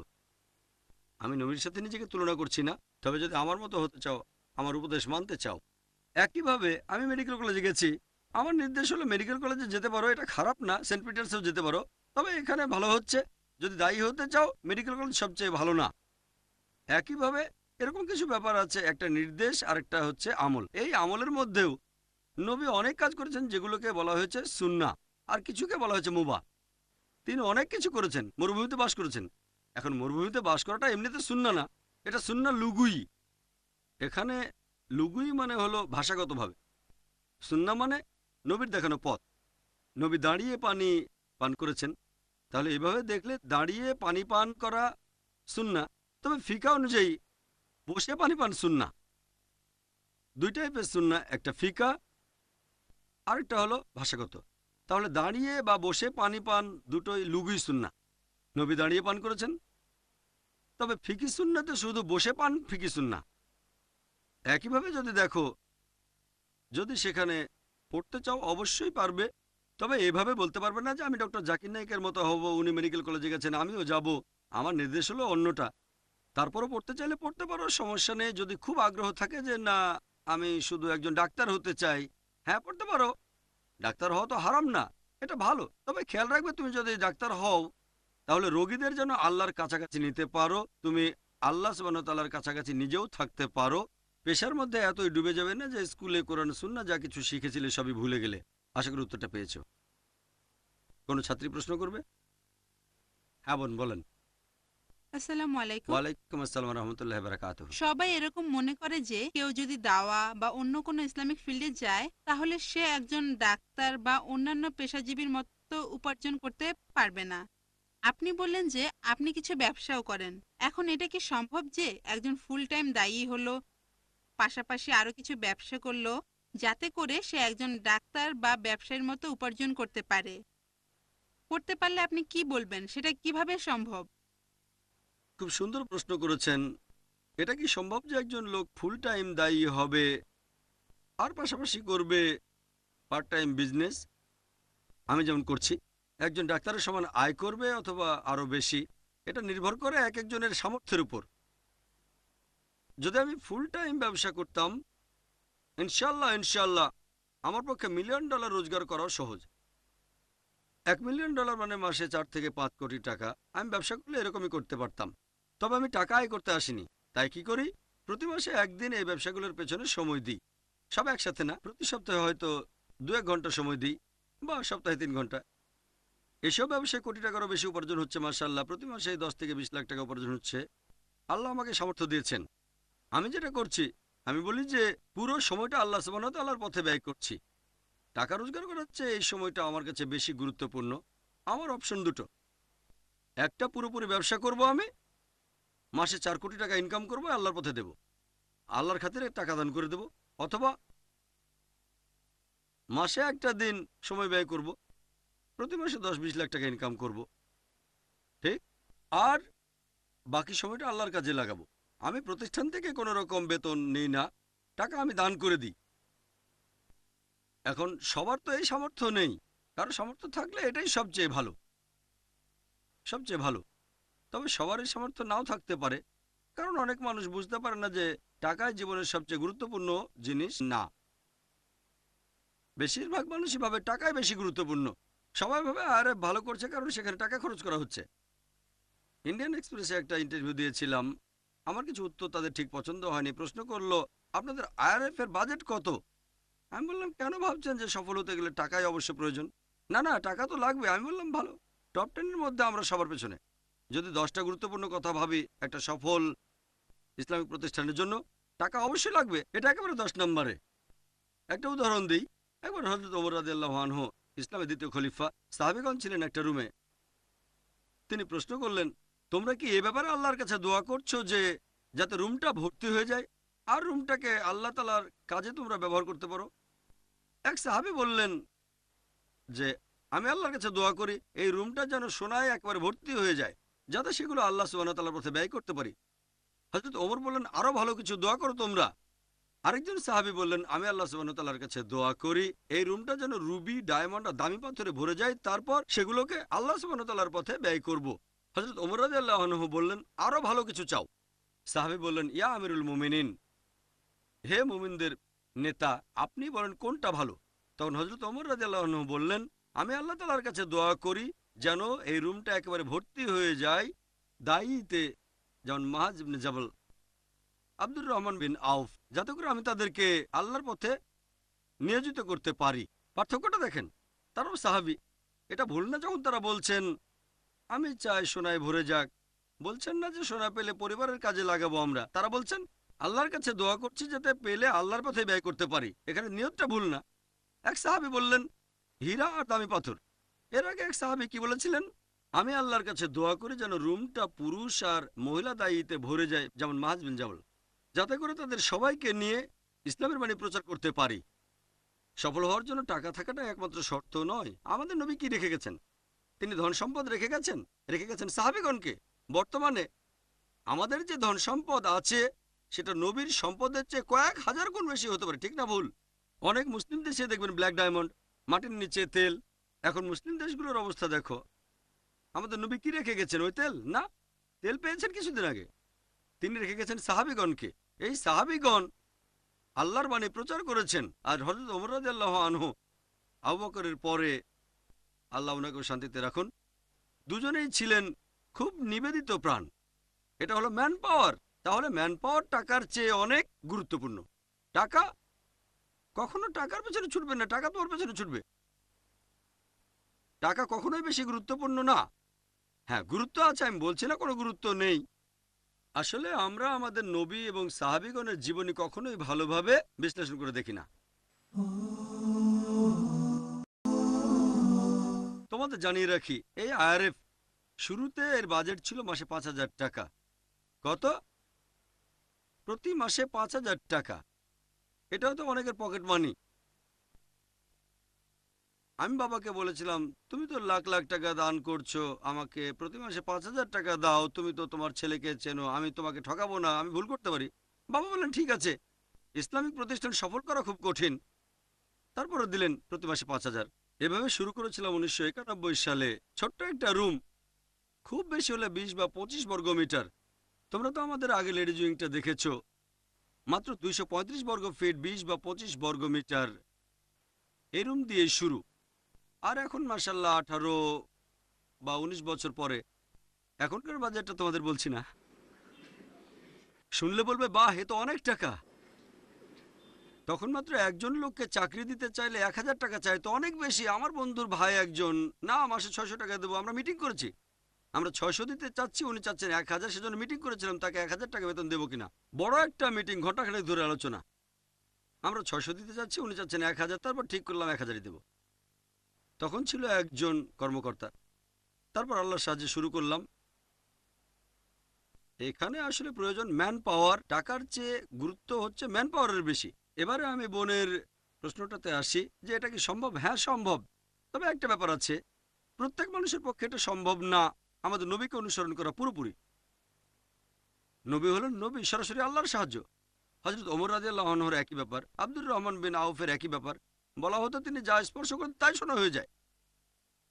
অনেক বিশেষজ্ঞই এভাবে বলে থাকেন, স্পর্শ করা মানে হচ্ছে তিনি যে ব্যবসায় করতেন সেখানেই সফল হতেন। এভাবে তিনি মাশাআল্লাহ ইনকাম করেছেন, আল্লাহর পথে ব্যয় করেছেন। সবাই ওনার মতো হতে পারবে না, তাই এইভাবে চেষ্টা করলে হবে না।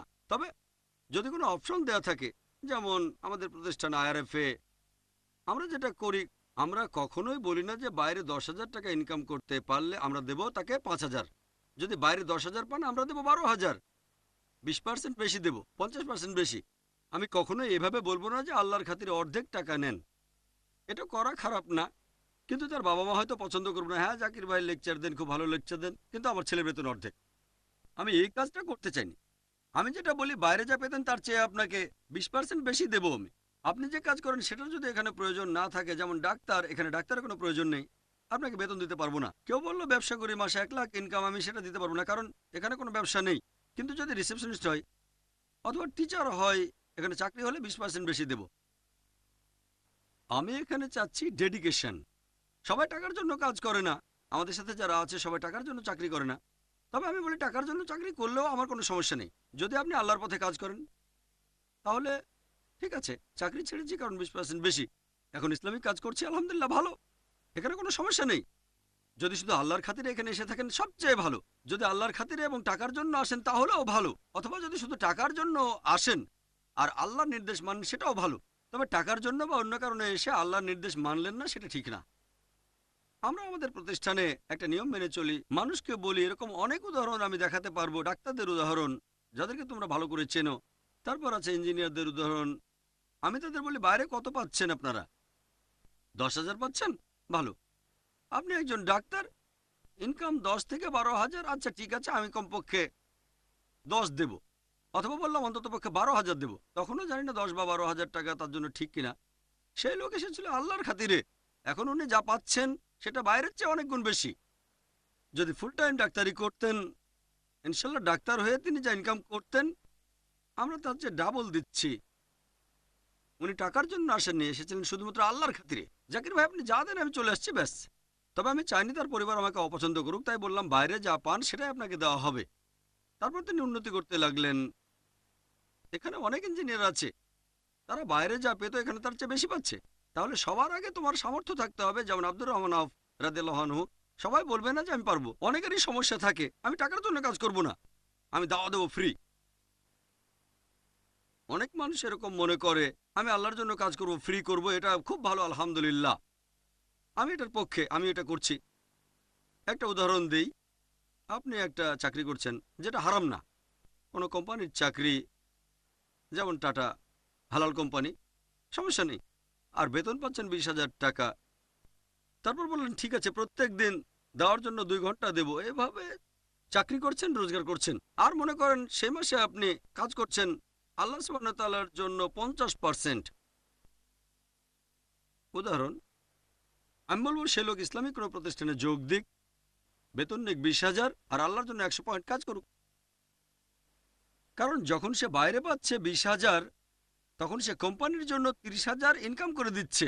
এমন হলে কোম্পানি রাখবে, অথবা কোম্পানির ইনকাম হচ্ছে 40,000, কোম্পানির লাভ না হলে তো তাকে সেখানে রাখবে না। যদি কোম্পানির ইনকাম 20,000 হয়, আপনাকে 20,000 দেবে কেন? সে তো লাভ করবে, সে আপনাকে গাইড করছে, তার দেয়া গাইডেন্স। আপনি পাবেন 20, সেও দিচ্ছে 20, তবে আপনার সামর্থ্য, তার গাইডেন্সে কোম্পানি পাচ্ছে 40,000, সে 40 থেকে আপনাকে দিচ্ছে 20।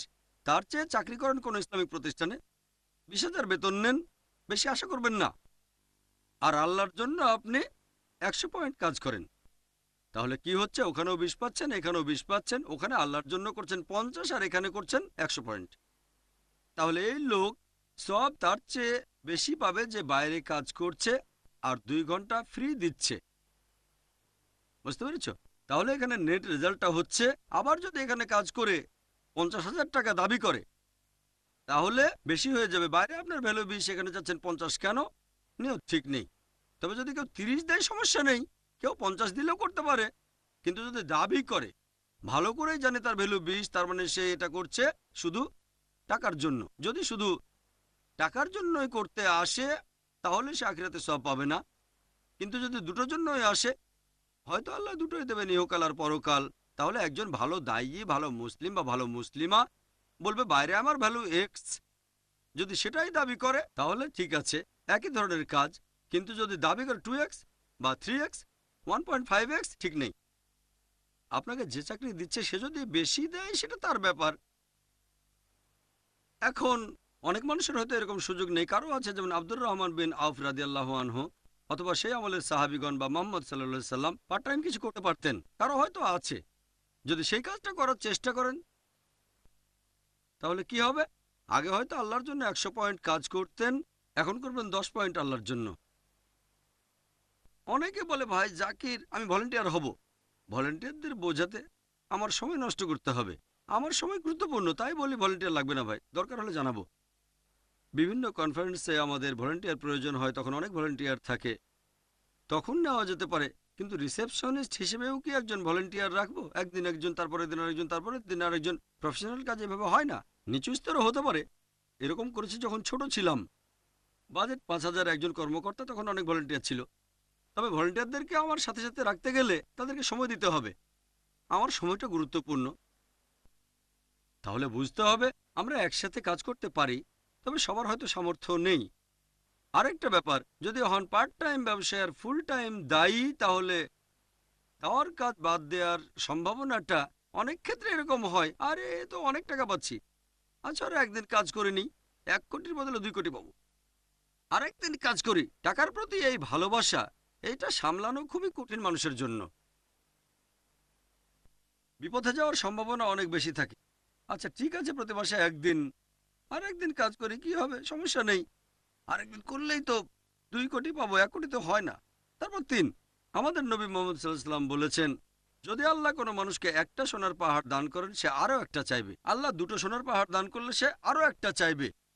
এভাবে মানুষের চাহিদার কোনো সীমা পরিসীমা নেই। আমাদের বুঝতে হবে যে খুব কম মানুষই জীবনে টাকার মোহ থেকে বেরিয়ে আসতে পারে, সবাই পারবে না। তাই ভালো হয় আপনি ফুল টাইম দেওয়ার কাজ করেন। আপনি জানেন প্রতিষ্ঠান আপনার সামর্থ্যকে কাজে লাগাবে। যদি মনে করেন আপনার সামর্থ্য অনুযায়ী কেউ বেতন দিতে পারবে না, আপনার যে সামর্থ্য আছে সেটা দেওয়ার কাজে লাগবে না, তখন যদি কোনো প্রতিষ্ঠানে যান যে আমি এই কাজে বিশেষজ্ঞ একজন, অথবা আমি বিশেষজ্ঞ হয়তো ইঞ্জিনিয়ারিংয়ে, সেটার এখানে কোনো দরকার নেই। কিন্তু যদি বাইরে চাকরি করেন, হয়তো টাটা কোম্পানি অথবা রিলায়েন্স কোম্পানি অথবা বিড়লা কোম্পানি, তাহলে হয়তো 50,000 পাবেন আপনি। ইসলামিক প্রতিষ্ঠানে গেলে হয়তো পাবেন 10,000 টাকা। এরকম হলে বলবো ঠিক আছে, আপনি বাইরে কাজ করেন আর প্রত্যেক দিন দেন 1 ঘন্টা বা সপ্তাহে 1 ঘন্টা, ঠিক আছে। অথবা অর্ধেক দিন কাজ করলেন আর 25,000 টাকা পেলেন, তাও ঠিক আছে। আমি আমার স্টাফদের বলি, আল্লাহ সবকিছু জানেন। এখন আমাদের মাশাআল্লাহ কয়েকশো staff, low level, mid level, higher level. আপনি আগে জানেন না, হয়তো আমার চেয়ে সওয়াব বেশি পাবেন। আমি ফ্রি কাজ করছি তার মানে এই না যে আমি অবশ্যই আপনার চেয়ে বেশি সওয়াব পাবো। এ কথা বলতেই পারি না। বলতে পারেন আমি ফ্রি কাজ করছি, বেশি সময় কাজ করছি, গড়ে প্রতিদিন 18 ঘন্টা দিচ্ছি, 17-18 ঘন্টা। ছুটির দিনগুলো বাদ দিলে দেখবেন দিনে 20 ঘন্টারও বেশি গড়ে। অন্যান্য স্টাফরা সাপ্তাহিক ছুটি পায়, এছাড়াও মাসে 2টো ছুটি পেইড লিভ, 24 দিন অফিস করে। আমি প্রতি মাসে 28-29 দিন অফিস করি।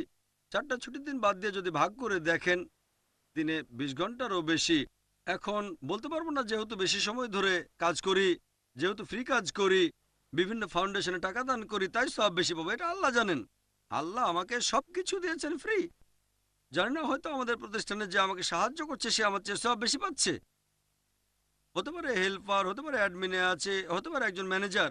আল্লাহ সবকিছু ভালো জানেন। তিনি প্রত্যেক মানুষকে একটা নির্দিষ্ট সামর্থ্য দিয়েছেন। আগে থেকে জানলে তো আরাম করতাম।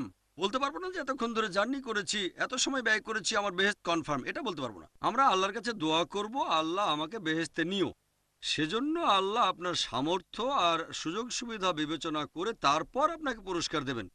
আমি বলি আল্লাহ আমাকে অনেক সুযোগ সুবিধা দিয়েছেন, প্রতিদানে যা করছি সেটা অনেক কম। এই কারণে আমি আরো চেষ্টা করে যাচ্ছি। আল্লাহ আমাকে অনেক সুযোগ সুবিধা দিয়েছেন, হতে পারে সেটা সামর্থ্য অথবা টাকা, সে যাই হোক না কেন, এজন্য আমাকে বেশি জবাবদিহি করতে হবে। ব্যাপারটা এমন না যে বেশি কাজ করেছি বলে সব বেশি পাবো আমি। এটা নির্ভর করছে আল্লাহর উপর। আল্লাহ যদি আমাকে দিয়ে থাকেন সেটা হচ্ছে আল্লাহর দয়া।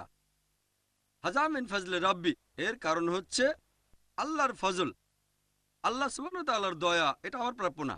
যদি এই নিয়তে কোনো পেশায় যান, কোনো চাকরি নেন, এরকম ভাববেন না যে আমি ফ্রি কাজ করব অথবা কত পাবো। এভাবে সামর্থ্যের বিচারে আল্লাহর জন্য যতখানি ত্যাগ করতে পারেন সেটাই আসল।